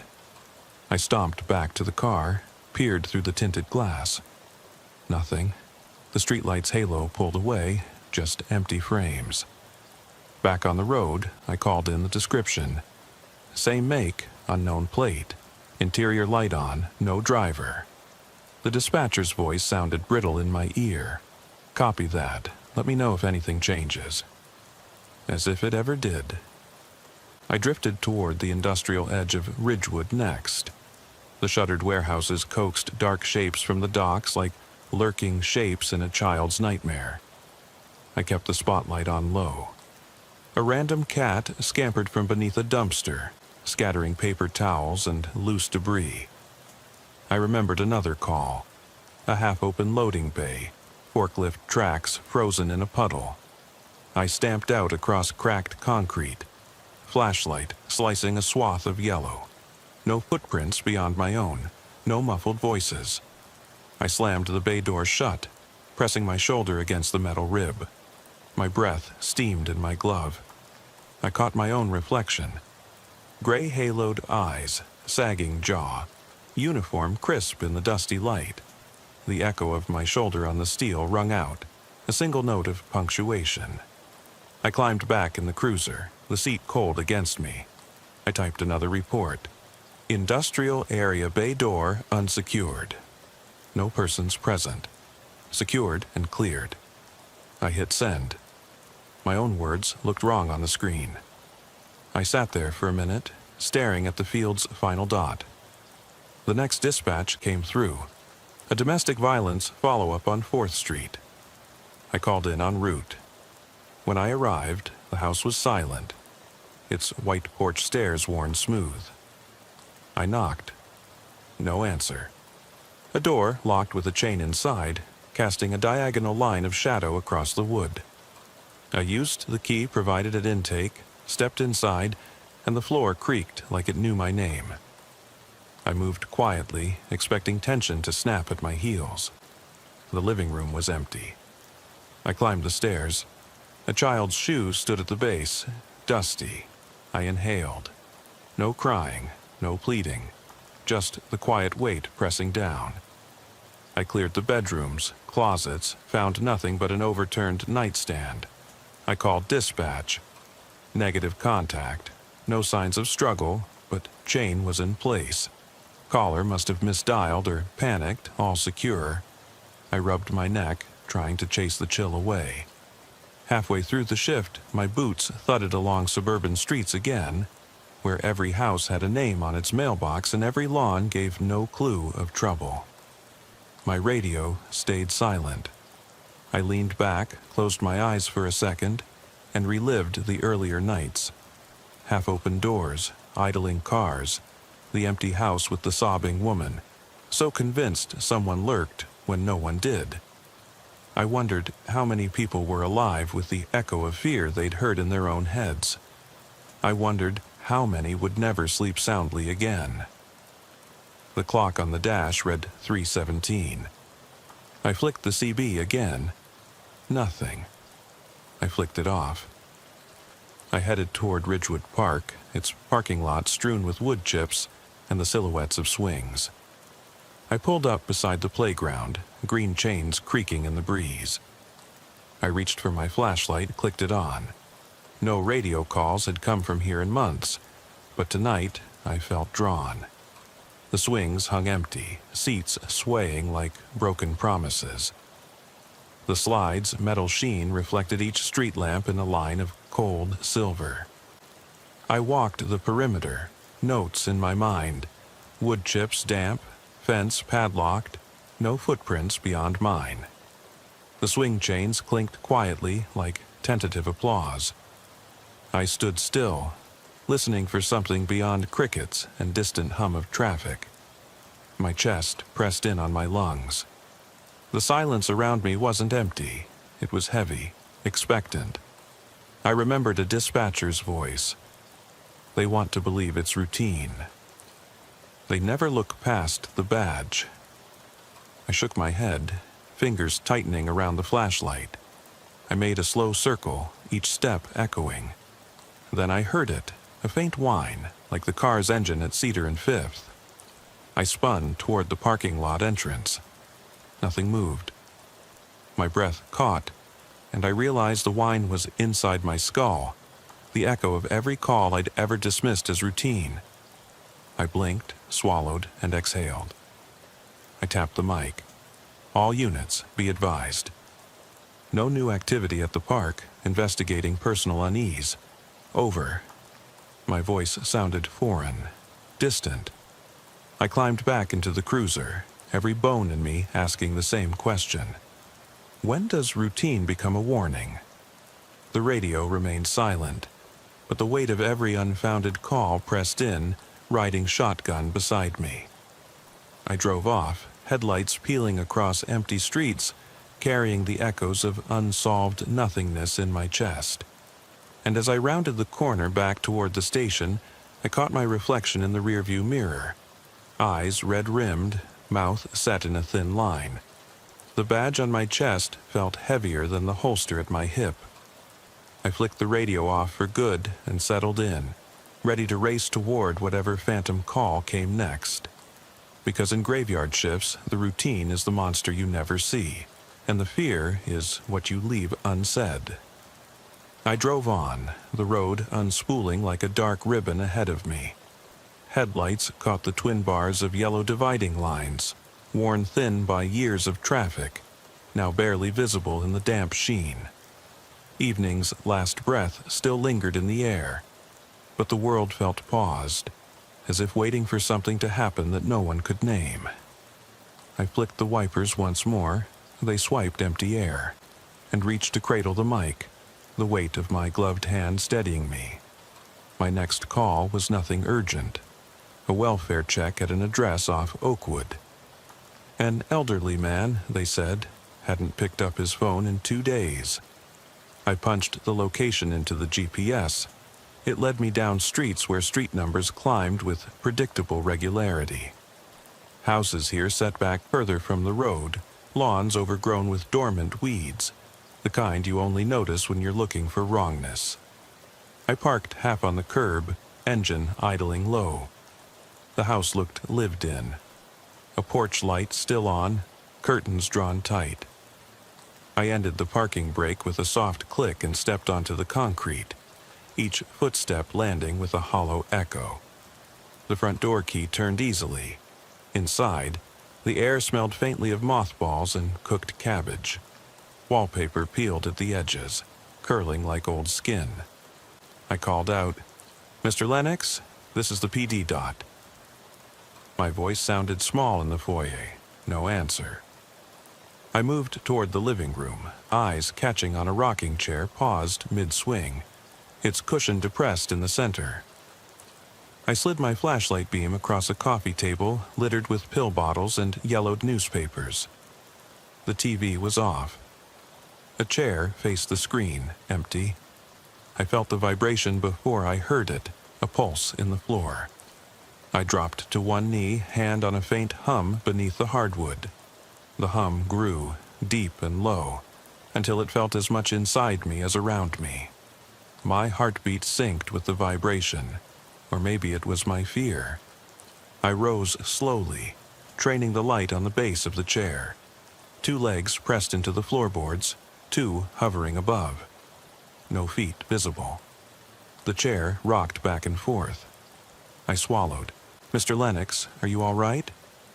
No reply. The rocking slowed, then stopped. The hum disappeared. Silence, not empty, but thick and waiting. I scanned the room. No one there. The chair remained an invitation with no one to accept. My hand tightened around my flashlight as I backed out to the hallway, checking rooms methodically. I found a bathroom with the water still dripping. A single faucet left open, water pooling at the drain. I knelt and ran a careful finger through the puddle. No footprints beyond mine. I left the tap running in case he returned, then circled back to make a call. "Dispatch, 1021, residence appears empty. Unusual interior disturbance. Please send welfare unit." I stepped back outside, the chill night air hitting my face like a rebuke. I exhaled, racing steam. I glanced at the porch light, still on, but dimmer than before. I pressed the mic again, then killed the house's light before climbing back into the cruiser. The dial clicked to off, and darkness swallowed the porch. I punched the radio off, letting the silence reach through the speaker. I pulled away, streetlights marking my path. Each pole a sentinel that leaned just a little too close, like they were curious what I'd found. I tried to shake the image of the empty chair, but it clung like a roadside stain. The station's board chimed. Another call. A silent alarm at a gas station on Greenwood. I'd been there twice before for nothing. I considered skipping it, noting in my head how many of these calls turned up 0. But I went. That's what I did. I went. I let my boots take me to where only ghosts might wait. I rolled onto the cracked concrete of the forecourt. Pumps stood in uniform rows. Hoses looped like sleeping snakes. The convenience store lights were on, but no clerks in sight. I grabbed my flashlight and entered. Inside, aisles of snacks and drinks cast long shadows. I clicked down the flashlight beam, scanning shelves, counting cereal boxes, checking the cash registers. No open drawer, no spilled slushie, no echo of movement. I stepped behind the counter, the cold tile floor sending a wave of awareness through my soles. The back door was ajar. I pressed the handle. It squeaked open to an alley smeared with oil stains, stray cats slipping into the night. I followed the alley's curve, flashlight sweeping until it caught a discarded baseball cap, its brim bent. I crouched to inspect it. No name, no tag. I slid my glove into it. The material was damp. It smelled like sweat and stale tobacco. I stood, shone the light further down. The alley ended at the back of a boarded-up warehouse. A dog barked. I spun, catching a flash of movement down the lot's edge. A man's silhouette, half hidden behind a dumpster, called out, "Police!" The figure froze, then turned away and melted into shadow. I chased the outline between rusted barrels, heart thudding as I reached the lot's fence. I climbed onto a barrel to see over the top. The shadow was gone. No footprints in the dirt, no scent of fear. I climbed down and found the cap lying on the barrel's dented top. I picked it up, returned it to the brim, and slipped back inside as quietly as I'd entered. I radioed, false alarm. No suspects in sight. Alarm, likely malfunction. All clear. Back in the cruiser, I ran my hand over the cap's brim as I sat. I turned it over and found a stitch of dark thread, almost invisible, running around the sweatband. I studied it, wondering how it got there. I slid the cap into the glove box, unofficial evidence maybe, but my own kind of proof that someone had been there. I checked my watch, 4:02. The night was half gone. No more calls for now. I started back toward the station, passing under the flicker of old Ridge Road's lamps where neighborhoods faded into secrets. I thought of the elderly man's rocking chair and the half-open shops, the idling sedan and the empty gas station. Each location offered a moment of wrongness that drew me in, but I never found an explanation. Instead, I collected them, like a scavenger of unease. Rolling through Ridgewood one last time, I kept the cap on the dash, brim facing me. The red thread caught the glare of the dash lights. It was a simple thing, a fragment of someone else's night. Yet, it felt heavy in the glove box, a reminder that somewhere out there, someone was watching, waiting for the routine to break. And maybe the routine already had. I parked back at the station just as the eastern sky sighed with light. My shift ended, but my mind stayed on. I powered down the cruiser with a final click, climbed out, and headed inside. Day shift officers passed by, yawning, tapping badges, trading stories of minor chaos. I stepped into the locker room, stripped off the uniform, and glanced at the cap tucked in my bag. I hesitated, then left it where it was. Some ghosts you carry with you, heavy in your pocket, refusing to let go. I walked out through the front doors, the sun rising too quickly, too brightly, as if it didn't realize the weight of the night behind me. I swallowed against the glare and forced my shoulders straight. The station, bright, white, and humming with daylight, held no answers. It only promised more questions when the night returned. When evening comes again, I'll strap on the badge and glove box the cap. I'll push into the dark, into the unspoken voids of the streets. I'll listen for the hum beneath the floorboards, the swish of wipers on empty roads, and the swing of an empty chair. I'll continue to collect these unanswered calls, to press my weight into locked doors and follow idling engines.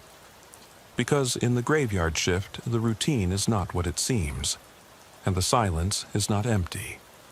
It's alive, waiting for someone to notice.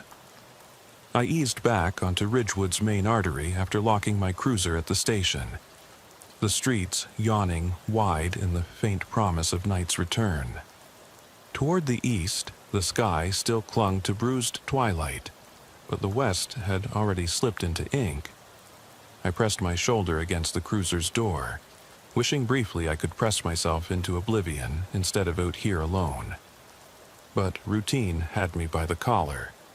Every unsolved nothingness, a reminder of a job that never ends. I pulled on to Maple Avenue again, where rows of houses crouched behind hedges that shivered in the breeze. The houses themselves showed no signs of intrusion, but the streetlight flicker above number 14 caught my eye first. A staccato blink that felt less lamp than heartbeat. I stepped out, boots crunching on loose gravel that had spilled from the driveway. I pointed my flashlight up and down the facade. Windows tight, curtains drawn safe inside, the glow from the porch light stable. Yet the lamp above the walkway pulsed, each blink a silent knell. I checked my watch. 5:23. Too late for wiring to fail. Too early for storm damage. I scratched my neck and approached the steps.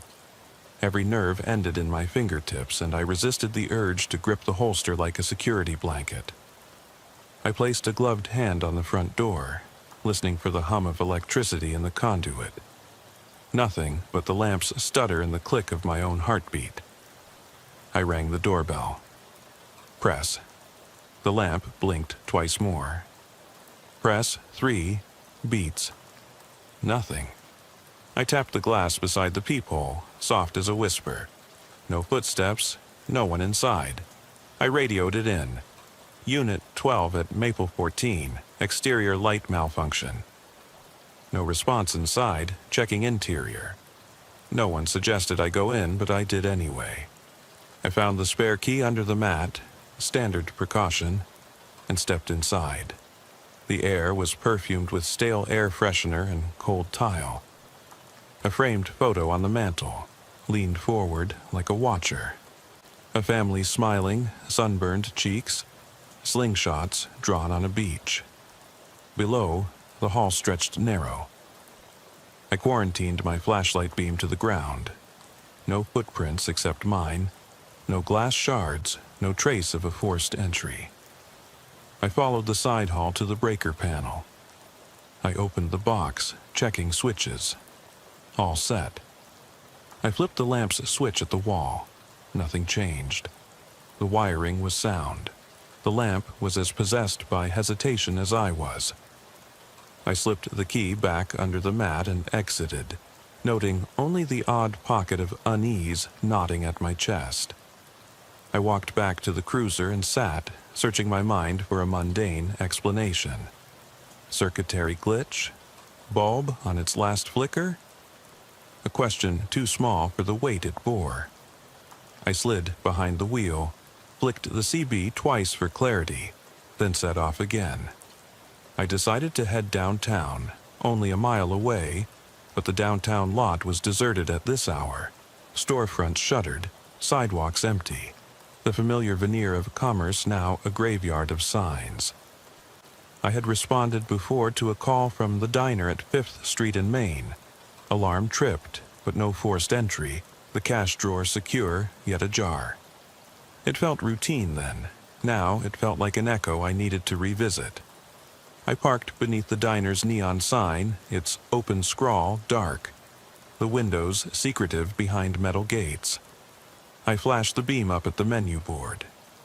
Breakfast all day, it said, though the letters dim and peeling suggested no one had eaten in months. I crossed to the side entrance, flashlight bouncing off stainless steel. I pressed my ear to the door. Nothing but my breath creaking. I slipped through the crack and found myself in the glare of empty stools and tiled floors, still sticky near the grill. I magnetized the beam to the registers. One drawer sat halfway open, a key still dangling from its lock. I closed it and tested the lock, secure. I stepped toward the kitchen, where pots hung silent and freezers hummed low. I followed the hum to its source, a walk-in cooler door propped open, fogged glass, the soft glow of a single bulb inside. I clicked off my flashlight and pushed the door wider. Air spilled out, cold as regret. A crate of produce lay undisturbed, and the floor's checkerboard tile reflected my wide stare back at me. No sign of a clerk taking inventory. No one stocking shelves. No footsteps in the produce bin's thin puddle of condensation. I closed the cooler door and jammed it shut with my shoulder, the lock clicking into place. I strode back to the front, felt the diner's breath on my neck, an inert body waiting for life. I backed out, leaving the door locked behind me. At the cruiser, I jotted down in my notebook, my pen scratching like an old engine. Downtown diner. Open sign off, registers drawn, cooler ajar, no personnel, all secure post-check. Then I paused, pen hovering over paper. The words read like any other call, but they ached with the weight of unanswered whys. I closed the notebook, took a steadying breath, and folded it into my pocket. I crossed toward the edge of downtown where the shadows softened into the industrial sprawl. I flicked the CB once, twice. No reply. I had another call in the area. A missing person check at a small apartment complex by the train tracks. The dispatcher had said, "Resident hasn't been seen in 3 days. Family worried." I checked my watch, 6:51. The sun's first yawn was coming soon. I pulled off onto a gravel drive where the train's whistle used to echo noontime announcements, now lost behind creeping city noise. I parked where broken lamps cast half-lit corridors between buildings. The mailboxes were dented, spray-painted tags bleeding into one another. I stepped out and crossed to apartment 3B. Its door stood closed. The window blinds were rigged shut at an angle that suggested someone peered out once, then slammed them down. I knocked. PD, wellness check. The door creaked open slightly before stopping. I pushed it further, revealing a hallway where light pooled at my feet. The apartment smelled of cheap perfume and dust. I swept the beam through the living room. Overturned chairs, a coffee table smeared with mug rings, and in the corner, a rocking chair again, still. Nothing else moved. A photograph on the wall showed a smiling woman holding groceries, the label under it, Lisa Hammond. I called out, "Lisa?" It's Officer Kane. No answer. I walked through, then saw the couch cushions laying flat on the floor, pillows stuffed inside a pillowcase. The pattern repeated, everyday objects displaced, but no sign of lives in motion. I checked the bedroom. Bed made neatly, clothes hung in the closet, a man's suit still on a hanger, crisp collar. I opened the closet. Inside were rows of ready-to-wear outfits, yet all eyes caught on the back wall, where dozens of sticky notes covered the plaster in a mottled haze. Times scribbled, names bone white under overhead dorm lights. Dates faded in the moisture. I stepped closer, shining the beam. I read fragment lines. 5:14, 11:03 p.m., door unlocked, lamp flickered. 5:15 a.m., car idling, interior warm. May 16th, 4:02 a.m., cooler door open, produce wet. The notes ran out at yesterday's date. Someone had tracked my calls, my checks, my own investigations, log after log. I stepped back to catch a broader view. They went on around the corner, under the dresser. I heard the faintest whisper of movement behind me. I spun. The rocking chair had shifted, one soft backward press. I held my breath.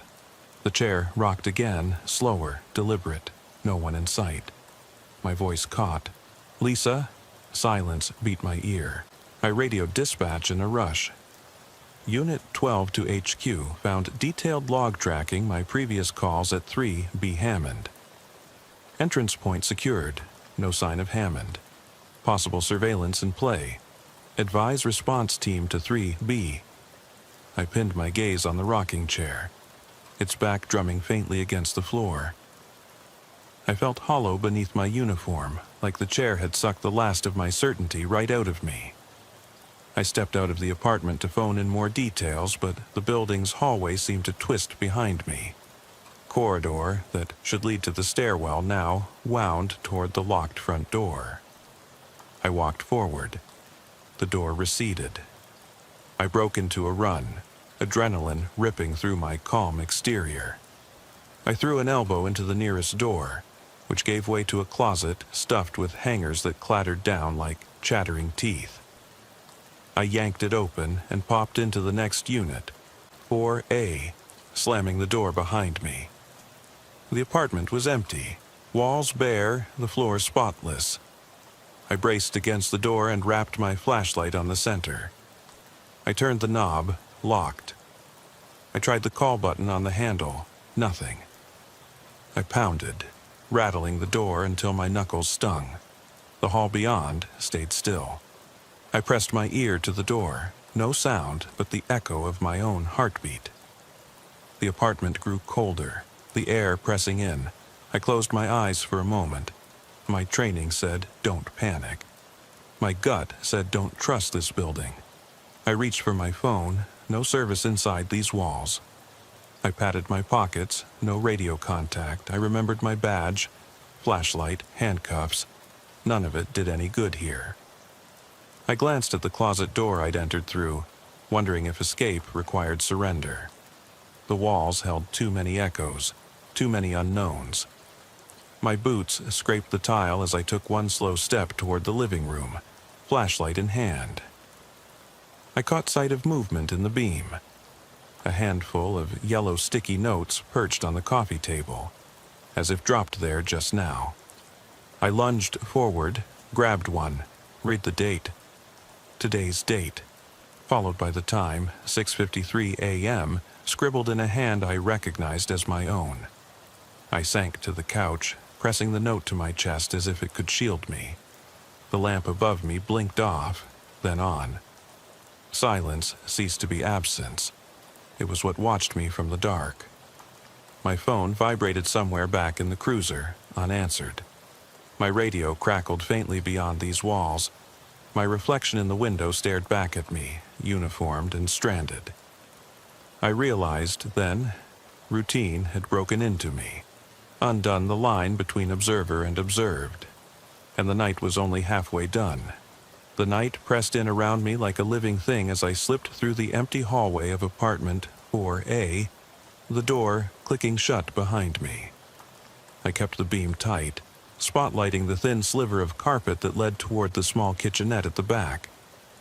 Every breath felt amplified, my chest tight as I tried to will my pulse to slow, that same pulse that had shaken the cap off my glove box and had left me stranded in a closet hours ago. I crossed to the kitchenette's countertop, eyes scanning for anything out of place. A spoon lying just so, a cup cracked at the rim. All looked innocuous, domestic. Yet I remembered the sticky notes, my own handwriting stalking me through that other room. I closed my fists, fingertips grazing the texture of the flashlight grip. I turned back toward the living area, where the couch still held its invitation. I hovered, half expecting the seat to shift beneath my weight, to fold itself around someone, or something waiting. I forced my feet forward, each step measured, deliberate. The floor creaked beneath me, sending a hollow groan through the apartment. I paused, listening. Nothing but the hiss of my own breath. The beam landed on the window blinds, slats twisted to one side, letting in the pulse of a distant streetlight. I edged closer, peered through the gap. Beyond the glass, the parking lot glowed in pools of orange, deserted but for my cruiser, its silhouette perched under a lamp. My radio crackled behind me. For a moment I started, hand snapping to the holster. Then I remembered. It was dead here. The building swallowed signals whole. My stomach nodded as I considered the thin walls between me and the rest of Ridgewood, the rest of the world. I was alone in this strange flat, stranded between routine and reality. A sudden clatter came from the kitchenette. A spoon sliding across the counter, spinning until it fell to the tile with a tap-tap. I whirled, flashlight stabbing the air. No one there. My throat closed around a dry swallow. I opened the cabinet doors one by one, pushing the beam into empty spaces. I pulled my radio from my belt and tapped the mic out of habit. No response. I backed toward the couch, thinking about that cap back at the station.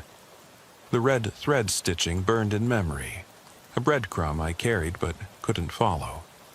I needed to escape, to get back to my cruiser, to heat and light in the steady hum of the engine. But the hall loomed behind me, an endless tunnel of doors that led only deeper into silence.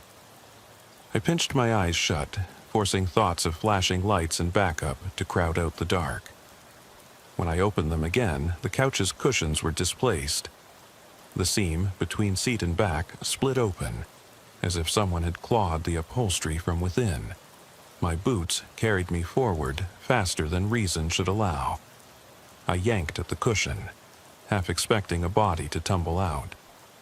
Instead, a single sticky note fluttered free and drifted to the floor. June 17th, 7:02 a.m., unknown inside. My name spelled out in hurried black ink. My hand shook as I snatched it up. The note felt slick, damp with something I didn't want to imagine. I blew on the corner, hoping to dry it. The print blurred, someone had smeared it on purpose. A low hum thrummed beneath the plaster, like the vibration under Mr. Lennox's floor, now magnified. I spun, training the light on every inch of the room. The hum intensified, a living pulse that matched my racing heart. I dropped to my knees, pressing the note to the carpet, and swept the flashlight beyond the room. The doorway quivered like a reflection in disturbed water. The hum rose, then stuttered to a halt. The doorway snapped rigid. I rose, fists curled tight, and charged forward, ramming into the living area with the weight of every unanswered call behind me. Beyond the couch, the kitchenette doorway stood empty, but I sensed someone, or something, lurking just out of sight. I stepped into the hall, clearing my mind of everything but the single thought: get out. My boots pounded the floor, every click a question unanswered. The hallway door at the far end spilled pale light from the stairwell beyond. I lurched toward it, flung it open, and half tumbled onto the landing. The stairwell was silent, concrete steps spiraling downward. I peered over the edge. No sign of pursuit yet. I descended 2 flights, gripping the rail so hard my knuckles bleached white. On the ground floor, the stairwell door led directly to the parking lot. I burst through it, lungs seizing at the moist night air. My cruiser waited under the lamp, its engine silent but its presence like a promise. I ran, shoulders hunched, and jumped in. The door slammed shut behind me. I fumbled for the keys. Each second stretched, as if the silence of the building had followed me outside. Finally, I turned the ignition. The engine's roar felt too loud in the hush. I flicked the lights on. Before I put the cruiser in gear, I reached back into the glove box and pulled out the cap, the one with the red thread. I studied it in the dash glow, then pried open the sweatband. Inside, folded flat, was another sticky note, tucked into one of the seams. Found. 7:05 a.m. No name, no signature. I swallowed, heart hammering. I set the cap on the passenger seat and slammed the door. I eased the cruiser into the drive, headlights on low beam, and rolled onto the street. My foot hovered over the gas, each street lamp a silent witness to my flight. As I turned onto Ridgewood's main drag, the world felt smaller, as if the buildings leaned closer to watch. I wanted to radio my position, but the note's presence in my own belongings told me no one would believe me until I had proof. I would need backup, daylight, a methodical approach. But with every minute before dawn, I risked the notes multiplying, trailing me like breadcrumbs in the wind. I reached the station in 4 minutes flat. I killed the engine and sat, ears ringing in the hush. The cap lay on the seat beside me, the red thread a stubborn thread tethering me to whatever had broken routine from inside those walls. Outside, day began its slow creep, casting long shadows over the lot. I opened the door and stepped out, the air cool against my face. I left the cap in the seat. It belonged to the night, not to me. I leaned back against the hood, arms crossed, feeling the uniform's weight like armor I wasn't sure I could wear again. In the east, sunrise bled into the sky, indifferent to what had transpired here. I stood there until the first rays burned through, folding the darkness back into itself. When my relief arrived, a crisp silhouette against the glowing horizon, I nodded, gesturing toward the cruiser. "I'll take care of the follow-up," I said, voice low and steady. The weight of the night huddled inside me like a whisper I could never fully shed. They didn't ask questions. At dawn, no one wants to hear about shadows. They only saw the cap on the seat and the look in my eyes. I gave them a report. Notes found, apartment cleared, no suspect. I filed it all under routine. Then I walked away, heavy boots echoing through the empty garage, carrying an uneasy certainty. In the graveyard shift, the night never really ends, and the things left unsaid can chase you into daylight. I slipped back behind the wheel, pressing the ignition into a low growl that harmonized with the hum still lodged in my chest. The station's overhead lights bled through the windshield, painting the dashboard in stark white. I drove out onto Ridgewood Drive, the neighborhood stretching before me like an endless expanse of empty lawns and dark windows. I kept the beam low, letting moonlight guide me past the rows of homes I'd already checked twice tonight. At 9 Maple, the one with the crooked mailbox, I came to a stop. The house looked unchanged. Tidy front yard, trimmed hedges, windows reflecting nothing but my own headlights. I stepped out, boots on wet grass, and set my flashlight to sweep across the facade. A single window on the left side glowed faintly. Not a porch light. Something inside, muted and pulsing. I approached the side yard fence, finding a loose board I remembered from months ago. It still creaked under my hand. I eased through the gap and rounded the corner. The window was ajar, its curtain drifting like a ghost in a breeze that shouldn't exist. I placed my hand on the sill and peered in. A lamp sat on a side table, its bulb flickering between bright and dim, like a tired eye blinking open and shut. No movement behind the glass. I pulled the curtain aside and tapped the window's edge. It rattled, the sound amplified in the silence. I called out, "Huntington PD," and waited. Nothing. I kicked at a loose brick on the patio. The brick rolled under my boot. I bent down, feeling the cold seep through my glove, and nudged it under the planter. The lamp above the table stuttered, and I caught a glimpse. A shape behind the table shifting away from the window, like a silhouette erased from one frame of a film reel. I stepped back, heart pounding. I didn't see legs or a face, just the suggestion of a person's outline fading into shadow. I radioed. Unit 12, suspicious movement at Maple 9, possible trespasser inside. Requesting backup. My voice sounded taut in the still night. I crawled to the front yard and circled back to the porch, flashlight out. I tested the doorknob. It was locked. I tried the key and it turned. Inside, the hallway was thick with the scent of lavender and varnish. I scanned the foyer. Shoes neatly lined, welcome mat pressed flat. Nothing out of place. Then the lamp's flicker caught my eye through the living room archway. I moved in, boots silent. In the living room, furniture was arranged in a perfect rectangle. Couch facing coffee table, chairs flanking each side. The lamp on the side table throbbed in the shadows. I approached, shining my beam across the table's surface. A single wine glass stood half full, droplets of condensation beating on the outside. I stepped closer, raised a gloved hand, and touched the rim. The glass clinked sharply, its resonance rattling the walls. Footsteps behind me, soft, shuffling. I spun but saw nothing. My flashlight caught the edge of the hallway.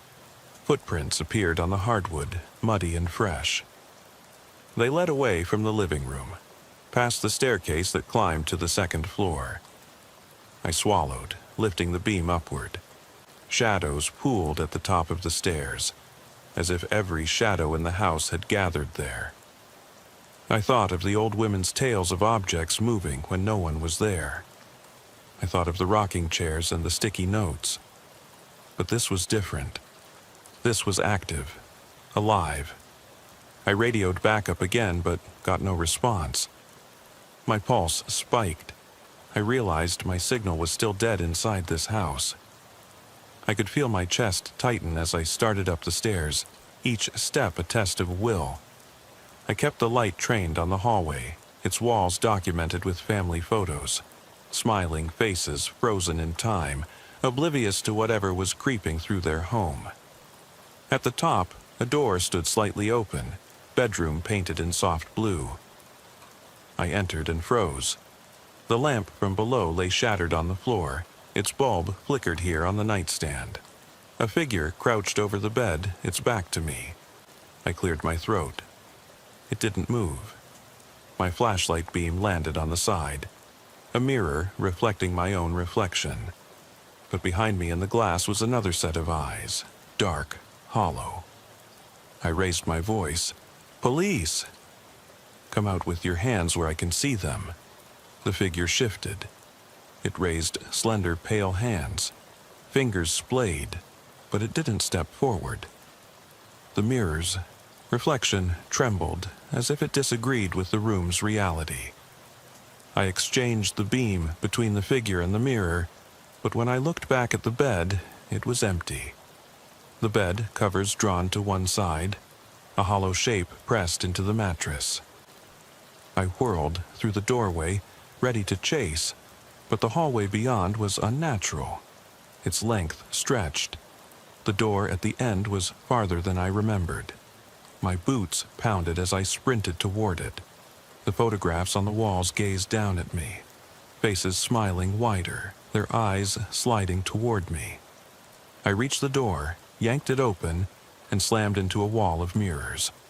My flashlight splintered against the glass, fracturing beams into 100 shards. Each shard reflected a different angle of me.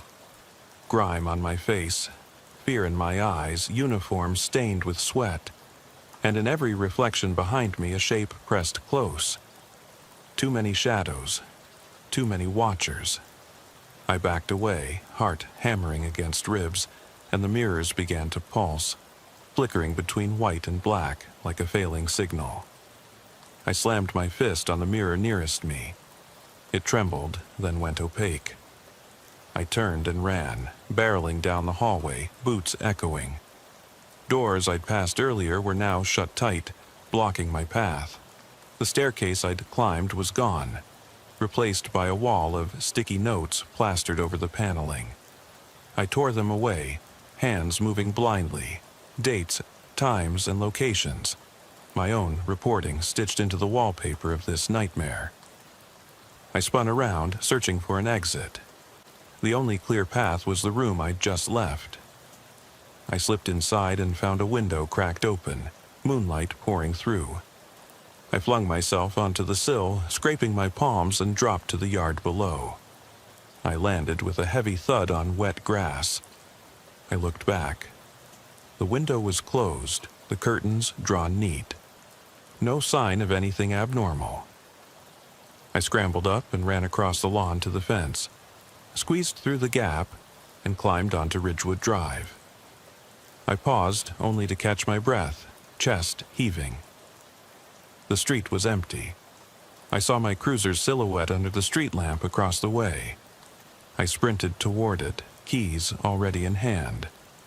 I shucked the door open, dropped inside, and locked it. My hands trembled on the wheel. I glanced in the rear view. The house stood silent, its windows dark, as if it had never been anything but an ordinary home. I exhaled, sliding the cap with red thread from my pocket and watching it tremble on the console. I turned the ignition and roared away, tires spitting gravel. My radio sprang to life, dispatch calling check-in. I answered, voice clipped. Unit 12 back in service. I didn't mention the house, the staircase, or the mirrors. I didn't mention the reflection that wasn't mine. I drove into the night. Each yard passed another question unanswered, every window a silent sentinel. And in the distance I heard the fainter hum. Not from the cruiser, not from electrical wires, but from the hollow spaces of routine gone wrong, still pulsing in the darkness behind me. I cut through the hush of Ridgewood's side streets, headlights tracing the curves of pavement slick with early morning dew. The weight of yesterday's hours pressed on my shoulders like a damp coat I couldn't shrug off. Every reflection in the passing windows felt like someone watching. Some part of me convinced that for every house I left behind, a pair of eyes lingered at the glass. I pulled onto Elm Street, the neighborhood I'd patrolled on my first Ridgewood shift. Back then, I'd smiled and nodded at porch lights and half-asleep early risers, believing the night's gloom kept its secrets until sunrise. Now, I was less sure. I eased past house after house, hands loose on the wheel, ears straining for the static hiss of the CB or the hollow tap of footfalls behind the door. My mind replayed the mirror maze at Maple 9, how the hallway stretched impossibly, how the photos had watched me run. I shivered and flicked the defroster on, blowing warmth against the windshield. There was another call overdue, a noise complaint at the community center across town. A group of teens had reported weird music and laughter around midnight. I checked my watch, 7:18 a.m. The sun was a promise on the horizon, but my gut told me dreams and realities still blurred. I turned onto Knox Boulevard and headed west, leaving the tidy lawns for the cluster of municipal buildings. The community center sat alone behind a chain-link fence. I parked at the lot entrance, radio silent, but my pulse loud enough in my ears. The main doors were unlocked. Someone left them ajar after the morning custodial shift. I held my flashlight low, chest tightening as I entered the lobby. The center smelled of musty carpet and bleach. Folding chairs lined the walls, a lone ping-pong table set at odd angles in the gym beyond. I stepped through the double doors, boots squeaking. I clicked the light switch. Overhead fluorescence flickered once, then steadied to a pale glare that made everything look more sterile, less forgiving of shadows. I scanned the gym floor, a stretch of polished hardwood, a single basketball left under the far basket. The back door pulsed under a motion sensor's half-hearted glow. I approached, lifting the beam high. Nothing beyond spots of broken glass and scuff marks on concrete. I pressed the door open. The alley beyond was empty save for a lone trash bin tipped over, its contents spilled like confetti. I stepped out, following the bin's trail of scattered flyers and coffee cups. I found another set of sticky notes plastered across the back door frame. 3 of them, neat rows. June 18th, 7:25 a.m. Entry without alarm. June 19th, 7:35 a.m. Pedestrian seen. June 20th, 7:45 a.m. Officer passed through. My jaw clenched. The last entry wasn't part of my routine, but tonight's haunting would be. I tore the notes down, crumpled them in my fist. I scanned the alley, no footprints, no echoes, just the rising glare of dawn painting the world yellow. Back in the car, I stuck the notes into my jacket pocket. I closed the door, slipped through the fence, and started the engine. I sat in the driver's seat, hands braced on the wheel, and held still for longer than I should have. When I finally drove off, the center receded behind me like a ghost I couldn't outrun. I headed back through town toward the station but detoured through the industrial park.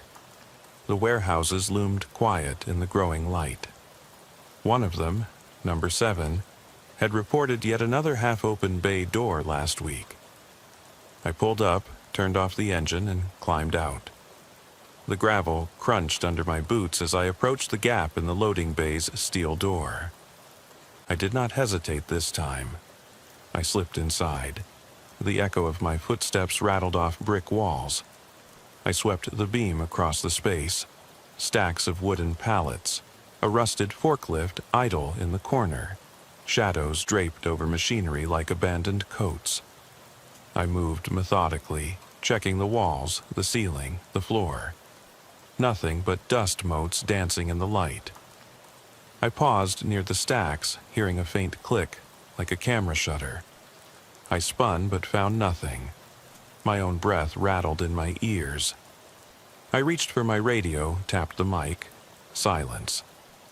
I thought of the mirror, of the notes, of the cap and the thread. I remembered a saying from my academy days. Trust the badge, but verify the man behind it. I chuckled bitterly. I was verifying myself now, wondering if the badge carried my face or someone else's. I slipped out and found my cruiser waiting under the warehouse's single lamp. I climbed in, started the engine, and pulled away. Only now did the radio light up with a dispatch call. Unit 12, Code 4, at station. Report in. I replied, voice flat, copy. En route. The polished streets reflected the early sun like a promise too old to trust. When I reached the station, officers milled about, grabbing coffee and morning papers. I walked past them, heading for my locker. My jacket felt heavier, loaded with sticky notes and guilt. I opened the glove box, extracted the cap with its red thread, and dropped it into my locker. I closed the door on it, out of sight but not out of mind. I changed into civilian clothes, uniform hanging limp on a hook. I paused before leaving the locker room, looking at the badge on its holder. It was just metal, stamped with authority and promise. I pressed my palm to it, feeling its cold solidity. Then I let go. Outside, my relief lit a cigarette and offered me one. I declined. I sat on the curb by the station steps, watching the sky shift from bruised to burnished gold. I heard the distant bark of a dog, a car door closing, someone's radio chatter. Morning was the safest hour, when routines reasserted themselves and shadows retreated. But I knew they would return. The night's ripples would spread, drawing me back through maple streets, down hollow halls, into the spaces where questions outnumber answers. And when I strapped the badge on again, I would carry those notes in my pocket, each one a quiet echo of a night I couldn't unhear, a story without an ending. I stood, crushed the cigarette under my boot, and walked inside. The day shift would have its own rhythms, its own small certainties. Mine belonged to the darkness, where nothing was routine and everything spoke in whispers. I hung my civilian coat, ran a hand through my hair, and whispered into the morning, "I'll see you at midnight." I eased away from the station, the morning's false calm dissolving behind me as the day shift took over. The streets were waking, a lone jogger rounding a corner, the distant rumble of a delivery truck, but my mind stayed tethered to the dark. I drove toward the industrial sector where the warehouses fell silent like tombs in daylight, but concealed something more alive at night.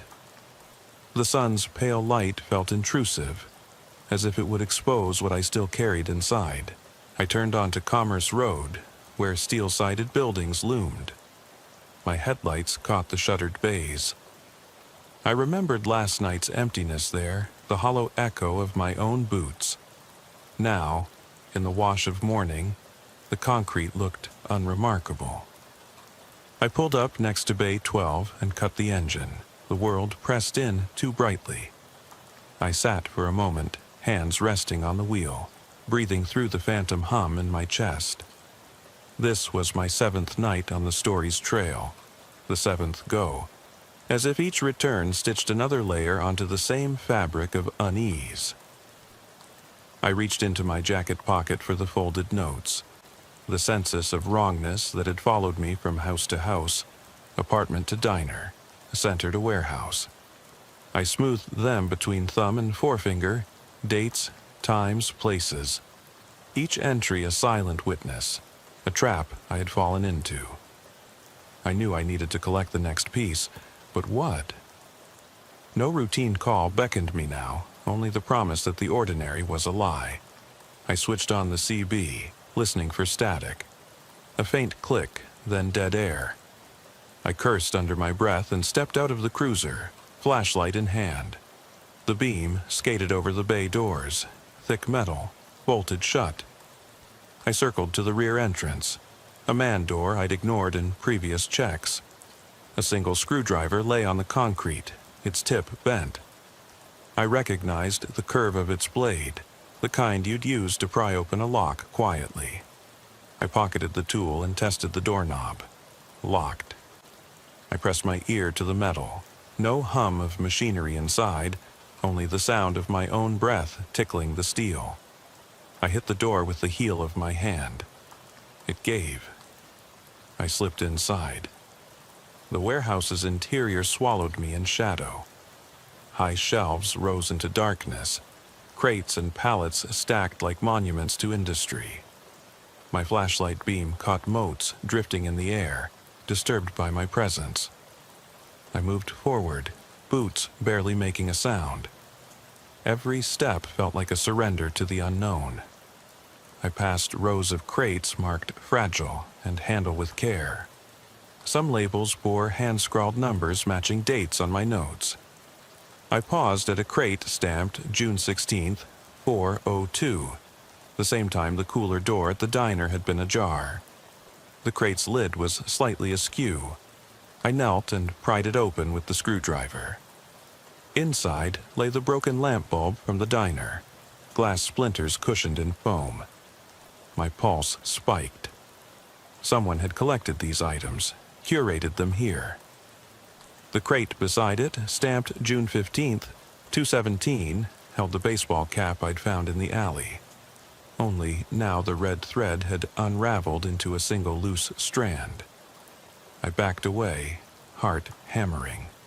The warehouse was a museum of my own fear, each exhibit a clue that I was both investigator and prey. I turned to leave and froze. Footsteps scuffing behind me, slow, deliberate. I spun, flashlight beam swinging. Nothing but tall shadows between the racks. The beam landed on a wall beyond, where more sticky notes fluttered. A grid of times and locations, including entries I hadn't seen. June 17th, 23:58. Officer paused at Maple 9. June 18th, 5:23. Officer at Elm. June 19th at 7:18 a.m. Officer at Center. June 20th at 9:32 a.m. Officer coming here. My name wasn't written, but the target was clear. The footsteps echoed again, closer, then faded. I swallowed, stepping toward the exit, but the warehouse's interior stretched, rows of crates multiplying, aisles lengthening unnaturally. I shone my light down one corridor, the open crate with my cap at the end, illuminated in the beam's gloom. I walked toward it, each footstep swallowed by the space. When I reached the crate, the cap lay on a pedestal of foam, the bill facing upward as if beckoning me. I knelt and lifted it. Inside the sweatband was another note, folded thin, "Found you." Kale 9:45 நிமிடம், no signature, no name. Just the quiet satisfaction that someone had beaten me here, had known exactly where to place the next clue. I rose, flashlight beam searching for an exit. The door behind me had vanished, replaced by a stack of crates towering overhead. Panic licked at my throat as I spun, seeking any sign of egress. The ramp leading out was gone, the forklift parked at the entrance as though guarding the way out. Shadows pooled at the far side of the room. I took a step, and the beam caught a figure slipping between the crates. Tall, lanky, moving with the silence of smoke. I swallowed and whispered into the emptiness, "Show yourself." No reply. My hand hovered near my holster. The warehouse wasn't a story anymore. It was a trap, and I was the one hunted. I realized then what I'd become. A character in someone else's narrative, my routine twisted into a performance for an unseen audience. I clutched the cap, feeling its weight like a countdown. Below each folded note, a new time waited.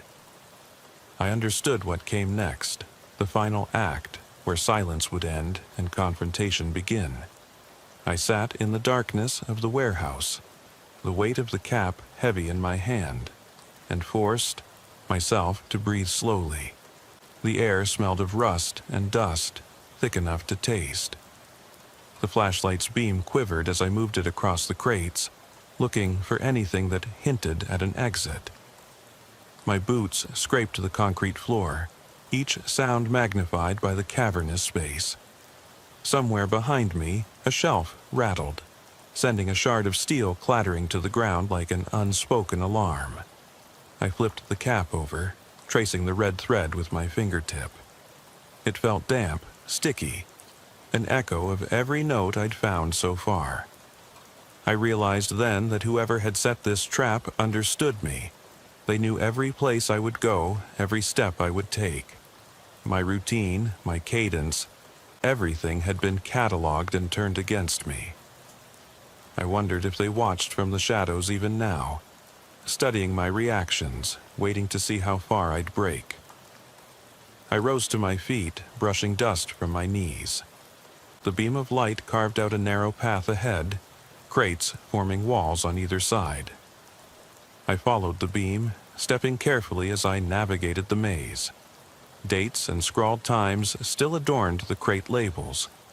June 21st, 9:45, June 22nd, 11:30, and so on. Entries for moments that hadn't yet occurred, precursors written in anticipation of my arrival. Fear twisted in my gut at the realization that I was walking into someone's calendar, their plan unfolding like a schedule I could not change. I forced myself onward, distilling my racing thoughts into a single imperative: find a way out. I hugged the crate's edges, following the grid of aisles as if reading a map I did not understand. My breath fogged in the beam's haze. My pulse thrummed behind my ear, louder now than the distant city hum I could barely hear through the thick walls. Then, just when the aisles seemed endless, I spotted a gap where crates had been pushed aside, revealing a low doorway. I lowered myself through it, grit scratching at my palms. On the other side, the light shifted, more fluorescent glow, buzzing softly like a stationary generator. I had stumbled upon a corridor leading back toward the warehouse's center. My relief was brief. The corridor's walls were plastered with photographs I recognized. Snapshots of me as I'd driven through Ridgewood streets, leaning from my cruiser window at Maple 14. Flashlight pointed into the diner's cooler, crouched beside the rocking chair in apartment 3B. Each photo was annotated in the same hurried script. June 23rd, 1300. Officer Kane. Someone had documented my every move, captured my life in still frames. I swallowed hard, mouth dry. I pressed a finger against one photo's date. Today's date, June 24th at 1300 hours, story's end. I swallowed again, sobering at the thought that this corridor had been prepared for me, a gallery of my own unraveling. The overhead fluorescence flickered, and I realized I'd been standing beneath one exactly where Warren's commendation plaque should have been. Bright, polished, and ultimately meaningless. The lights buzzed to a harsher glow, illuminating the corridor's far end, where the loading bay doors now gaped open, sunlight flooding through the gap in a triangle of white. I stumbled toward it, boots pounding, heart pricking on each bump in the concrete. I reached the doors and kicked through, the bright glare forcing my eyes shut. When I opened them, I found the bright lot of the industrial park, empty save for a single forklift parked at odd angles under the afternoon sun. My cruiser wasn't there. My radio on the dashboard had gone silent the moment I'd driven inside last night. Now, only a faint crackle escaped when I hit the mic. I stepped into the sun, shielding my eyes, and scanned the lot. No cruiser, no cap. No sign of the path back to the station where I'd parked before going in. My throat tightened as I realized the doors had closed behind me with a soft thud I'd overlooked. I turned back, where the warehouse doors had been. Only a solid wall of corrugated metal reflected the glaring sky. I exhaled a shaky breath. My pulse thundered in my temples. The world felt too bright, too exposed. I fought the urge to collapse onto the pavement, but the routine demanded action. Find another path, another exit. I ran my hand along the fence at the lot's edge, seeking a gap or a weakness. I found a section where the mesh bent away from the post. I squeezed through, scraping my shoulder on the wire, and dropped to the other side. The ground was gravelly, heat rising in waves from the sun-baked pavement. I turned and looked back. The warehouse stood silent and impenetrable behind me, its doors closed like eyes. The industrial park's east edge led to a service road curving toward Ridgewood's perimeter. I jogged toward it, lungs burning, boots rattling over stones. My mind reeled with fragmented images, the notes, the photographs, the cap, the mirror maze. I wrestled down panic, focusing on each footfall. At the service road, I paused to catch my breath. In the midday haze, I could see a distant figure pointing at me from the lot's edge. A man in a dark jacket, hand raised like a signal. I froze, heart stuttering. The figure was too far, featureless, perched like a sentinel. I stared until he lowered his arm and disappeared behind a stack of shipping containers. I fought the urge to run faster. A part of me screamed danger. Another whispered false alarm. I realized that any movement could drive me deeper into the trap. I took a step forward, then stopped, hand on the cool metal of the nearest shipping container. I let the silence settle. Wind in the weeds, distant hum of traffic, nothing else. I raised the cap in my hand, the sun striking the red thread until it glowed like a heartbeat. I spoke aloud to the empty air. You set this for me. You watched me. You thought you had me. My voice sounded small, swallowed by the midday expanse.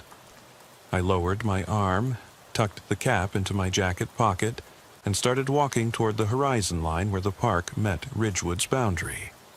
No fear rose in me now, only a quiet resolution. I'd been documented, manipulated, hunted through every routine I followed. But the story was not finished. The cap's weight, the notes, the photographs. They were proof that someone wanted a confession, a breakdown, a final scene. They wanted a performance. I took a deep breath, sun at my back, and walked onto the service road, each step deliberate. The recording devices, the maze, the false exits. They couldn't trap me if I didn't play along. I would carry this narrative back into the light, expose it for what it was. The warehouse had been a stage, and I had walked through every scene. Now I'd write the ending. With the cap pressed in my fist like a talisman, I started down the road, shadows of shipping containers sliding past, until the industrial park's edge dissolved into Ridgewood streets. The midday sun glinted off the windows of homes I'd once patrolled, each silhouette a reminder of the night's lies. I kept walking, past Maple and Elm, past the diner and the gas station, until I saw my cruiser parked under a birch tree by the station's rear entrance. Exactly where I'd left it, but moved just enough to mark the boundary between the story and reality. I opened the door, slid inside, and slumped against the seat. The engine roared to life, steady and true. I closed my eyes for a moment, letting the lunchtime breeze drift through the open window. When I opened them again, I caught the cap on the passenger seat, its red thread glinting like a promise. I didn't pick it up. I didn't need to. I turned the wheel and merged onto Ridgewood Drive, heading back toward the station. The city's midday bustle swallowed the edges of my limbs, pulling me from the darkness. I knew the final part of this story would be written under fluorescent lights and paper trails, not this sunlit road. But after tonight, the routine would never feel routine again, and the silence left unsaid would echo wherever I walked. I eased onto the station's lot, heart steady, and parked beside my relief. I killed the engine and sat for a moment, the air conditioning humming back to life. Then I reached across to the passenger seat, picked up the cap, and held it in my hand. The red thread wound around my finger like a lifeline. I stepped out, closing the door softly. I carried the cap inside, tucked it into evidence, and locked it away. The others would file questions, run prints, log the item. But I knew the real story. The cage is not made of metal and walls, but of routines and expectations. Break the pattern, step into the light, and the trap loses its teeth. I walked into the station's briefing room, ready to tell the tale of the night, and to watch for the next note, the next photograph, the next thread that might tie me back into the darkness. Because once you've seen the hunt from both sides, you never stop watching. I drove home that afternoon under the dull white sky, exhaustion pooling in my bones like old water. The cap still lay in evidence, its red thread a quiet pulse against the sterile surface of the desk drawer. I told myself the story was over, every routine check cataloged, every note collected, every photograph seized. I'd walked through the trap on my own terms, exposed the maze, and reclaimed the night. And yet, even as I clicked off the lights and shut the station door behind me, I felt the hum beneath my skin, a low thrum that no amount of daylight could silence. That evening, I sat on my front porch with a cup of black coffee gone cold. The neighborhood settled into its familiar rhythm. Sprinklers hissed on timers. Porch lights flicked on one by one. Distant children's laughter drifted on the breeze. I watched until the sun sank below the rooftops, slipping me back into the cloak I'd come to wear. I slid into my patrol uniform at 11:45 p.m., fingers brushing the badge with a gentle reverence. I slid the cap onto the seat beside me as I drove out. A habit born of the night's demands, not pride. I checked my watch, 12:03 a.m. Ridgewood was silent, except for the whir of my own engine. I turned onto Maple Avenue, eyes lingering on number 14, where the lamp had pulsed. Tonight it shone steady, an honest glow. I eased to a stop and stepped out, boots on damp grass. I walked to the front porch and lifted the curve of the lampshade. The bulb was new, no flicker in sight. I tapped the fixture and heard a clean click. Ordinary, final. Back in the cruiser, I cruised toward the industrial park, the warehouse looming at the edge of my vision.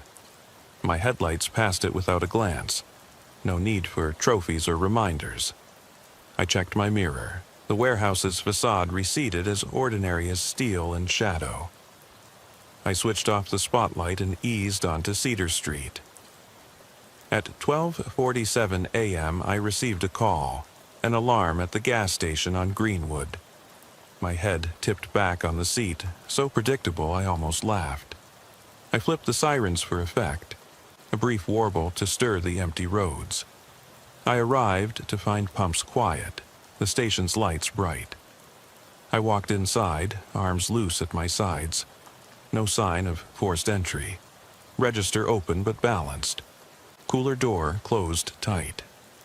I tapped the flashlight on the tile and found nothing but my reflection staring back at me. I radioed clear. I drove back through Ridgewood Park, the swings motionless, the slides steel cold. I paused at the gate as my mind ticked off the sequence. Maple 14, gas station park. Everywhere I went, I left only my own wake. It felt like a victory and a defeat all at once. The final note had been written, the last entry made. I eased past the gate and rounded the block. At exactly 1:05 a.m., I heard it. A soft thump on the passenger side window. I snapped to, flashlight raised. Outside, the glass held a single yellow sticky note, gleaming in the beam's cone. No reflection, no shadow of a hand. I killed the engine, heart slamming. I cracked the window and gently peeled the note free. In neat, familiar script, it read, "One more thing." My breath caught. The note curled in my fingers, warm as a whisper. I turned the flashlight to the passenger seat, empty. The cap was gone. My eyes darted across the windshield, hood, asphalt. Nothing. The world held its breath. I pressed my palm against the dash, willing the hum beneath me to die, but it only grew louder, resonating through the cruiser's frame. I slid out of the driver's seat and circled the car, heart hammering in my throat. Every yard around the cruiser was empty. No footprints, no cigarette butts, no note trail. I dropped to my knees and searched under the seat. No cap, no red thread. It was as if the cap had evaporated into the night. I stood, knees weak, and looked back at the driver's side door. Glued to the outside was another sticky note. I edged closer, careful not to touch anything else, and read, "Thank you for playing." My breath fogged the glass. I pressed my forehead to the cold metal of the door. The night pressed in, a living thing that exhaled through the mesh of shadows and streetlights. I realized then that the story was never mine to end. I was just a character in someone else's game. The routine still held power, and the silence was as hungry as before. I exhaled, hands trembling as I unlocked the door. I climbed back behind the wheel, heart still throbbing, and closed the door with a soft click. I settled into the seat, picked up the microphone, and answered the dispatcher with a steady voice, "Unit 12 back in service." But my words felt hollow, resonating against the note's simple truth. I drove off into the night, the empty streets welcoming me like old friends. Every lamp I passed pulsed with possibility, every window a watcher. The hum beneath my skin tuned into a song I recognized but could never name.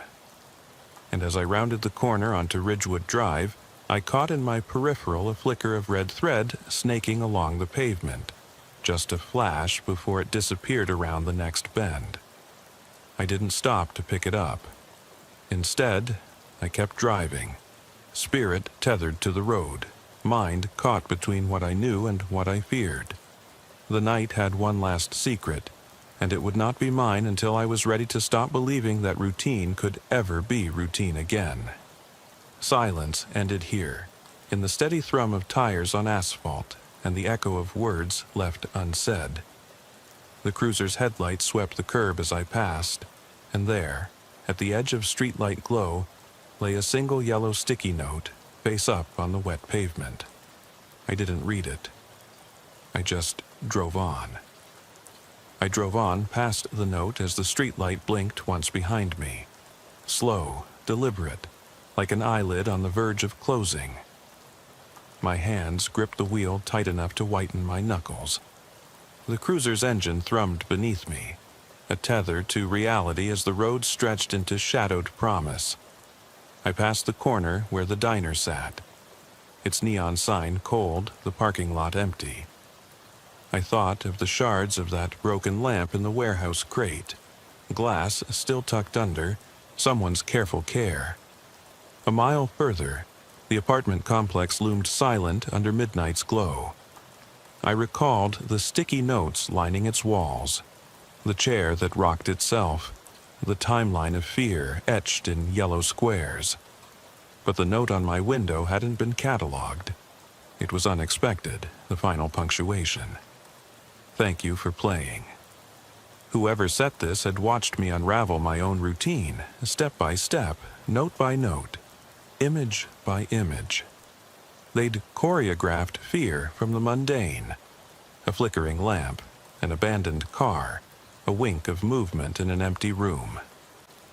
Now, I turned onto Ridgewood Drive, the avenue of so many calls, so many all clears. The pavement shone wet from an early sprinkle, reflecting the glow of lamps like fallen stars. I slowed to 20 miles an hour, letting every light's halo wash over me, listening for a hint of rustle or cry or something left unsaid. At the crest of the hill, the park rose on my left, swing still, slide still, every chain and rail waiting. I pulled to the curb and cut the engine. Silence pressed through the open window, cool air brushing my face. I stepped out, boots on asphalt, flashlight in hand, and crossed to the park gate.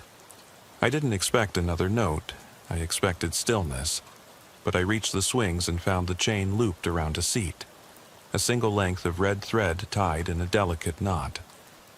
I stared at it, heart thudding louder than the distant hum of traffic.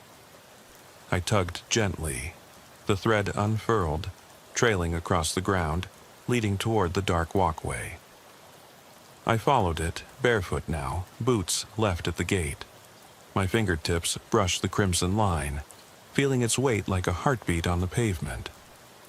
The path curved between trees whose leaves whispered in the wind, guiding me deeper into night's quiet. My breath made little clouds in the beam of my flashlight. The thread led me to the park center, where the old fountain lay dry and empty.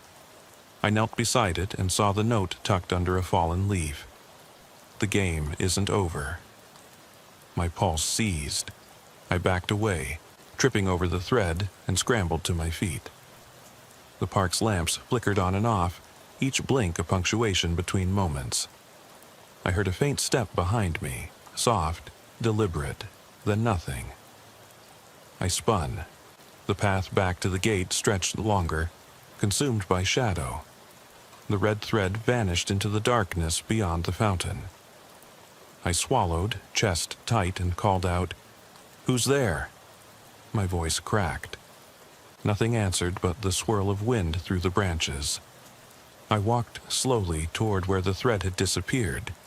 Each step a question I wasn't certain I wanted answered.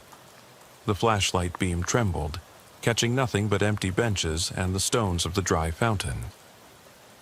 At the far edge of the circle, I spotted movement. A figure standing under a lamp that refused to stay lit. It wore a dark jacket, face unseen, hands shoved in pockets, watching me.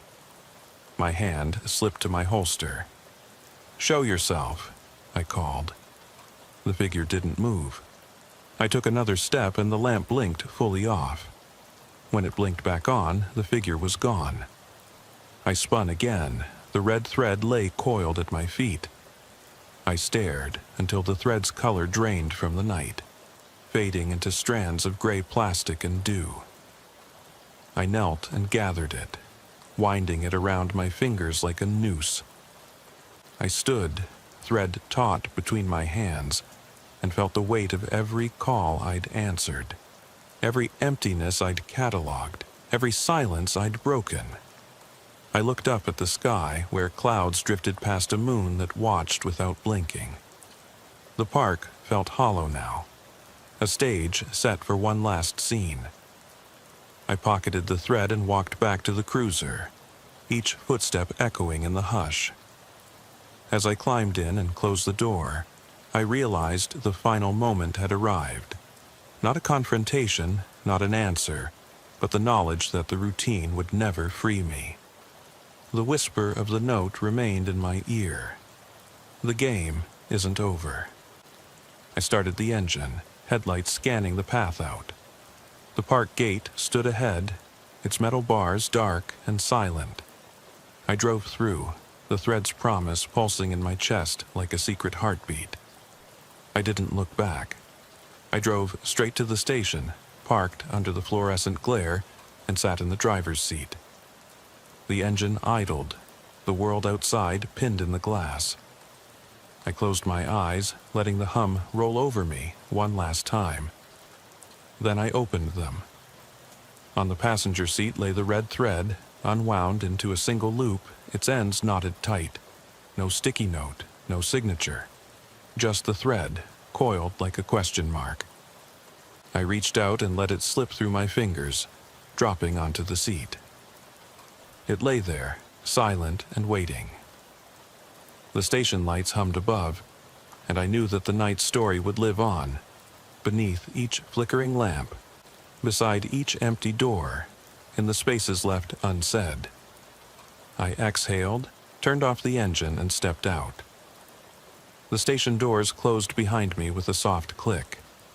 In the corridor's hush, I could almost hear the echo of footsteps, mine or someone else's. I couldn't tell. And somewhere, beyond the metal gates of Ridgewood Park, the red thread waited for the next player to come looking. I eased out of the station under the weight of quiet that never truly lifts. The night felt thinner now, as if everything had been aired out and left to cool. I slid into the driver's seat, hands loose on the wheel, and flicked the headlights on. Ridgewood streets lay before me like an unanswered question, every house dark, every shadow waiting to be filled. I turned onto Elm Street, recalling that first ripple of doubt when I found the half-open shop. Now, the sidewalks lay empty, trash cans upright, yards neatly trimmed as though the night had never disturbed them. My boots still itched for the pavement. My mind scanned for wrongness even when none presented itself. I reminded myself, routine is the safest anchor I have. At the corner of Elm and Maple, I paused at the flickering lamp that had first called me here. It now shone steady, unwavering in the face of wind or wear. I killed the engine and climbed out, the cruiser's glow fading behind me. The lamp's bulb glared with honest light, and I ran a hand along its casing, cold metal against warmer skin. I checked my watch, 12:17 a.m., the hour when everything had begun to shift. I sighed and leaned back against the cruiser. In my pocket lay the last piece of red thread, looped neatly around my finger. I tugged on it, no resistance. It felt as fragile as hope. I closed my eyes and pictured the warehouse crates, the sticky note corridors, the mirror walls that stretched until I no longer recognized the path. I pictured the cap lying in evidence, the crate's lid finally closed, the call log stamped routine. I opened my eyes. The street was still. A single car passed, headlights catching my reflection in the lamp's pole. For a moment, I felt that hum return, soft, insistent, like a heartbeat beneath my own. I scanned the darkness beyond the edge of the yard. No one there. But I remembered every step I'd taken, every call I'd made, and the game that had followed me step for step. I slid back into the driver's seat, engine rumbling to life. Tonight, I drove through Ridgewood one last time, through haunted intersections and gardens of silence. I stopped at the diner, gas station, park, and apartments, touching each threshold with a fingertip. All clear, I whispered into the night at each place, but the words felt empty echoes. Finally, I returned to the station. I parked under the pale porch light, its glow a beacon of something resembling safety. I shut off the engine, and the world contracted to the hush inside the cruiser. I reached across and gently laid the thread atop the dash. It curled into a circle, an unbroken loop that held everything I'd lost and found. I exhaled slowly, listening to the station's distant hum through the glass. I unbuckled the seatbelt, stepped into the corridor, and hung my uniform in the locker, fresh for tomorrow's shift. But tonight I left the badge where I could see it, silver against worn wood. I closed the locker door softly, its click final yet uncertain. I stepped into the briefing room where day officers sat laughing over coffee. I did not join them. I stood at the edge, shadowed, carrying a story that had no true ending. I placed the red thread on the table before me, silent as a question. Heads turned, eyes flicked to the object, then back to me. I said nothing. I collected my hat and coat and turned toward the exit. My footsteps echoed once in the hallway, then again in the night outside. The door closed behind me, leaving the story's remnants behind the glass. I walked home under the hush of a world that would believe in routine again by sunrise, but I carried the thread in my pocket, a silent reminder that some routines break you if you let them, and some silences speak louder than any alarm. In the darkened street, I paused and looked back toward the station. A single street lamp winked shut behind me before flickering back on. I did not turn around. I walked on, the thread's whisper against my thigh. The game is never over.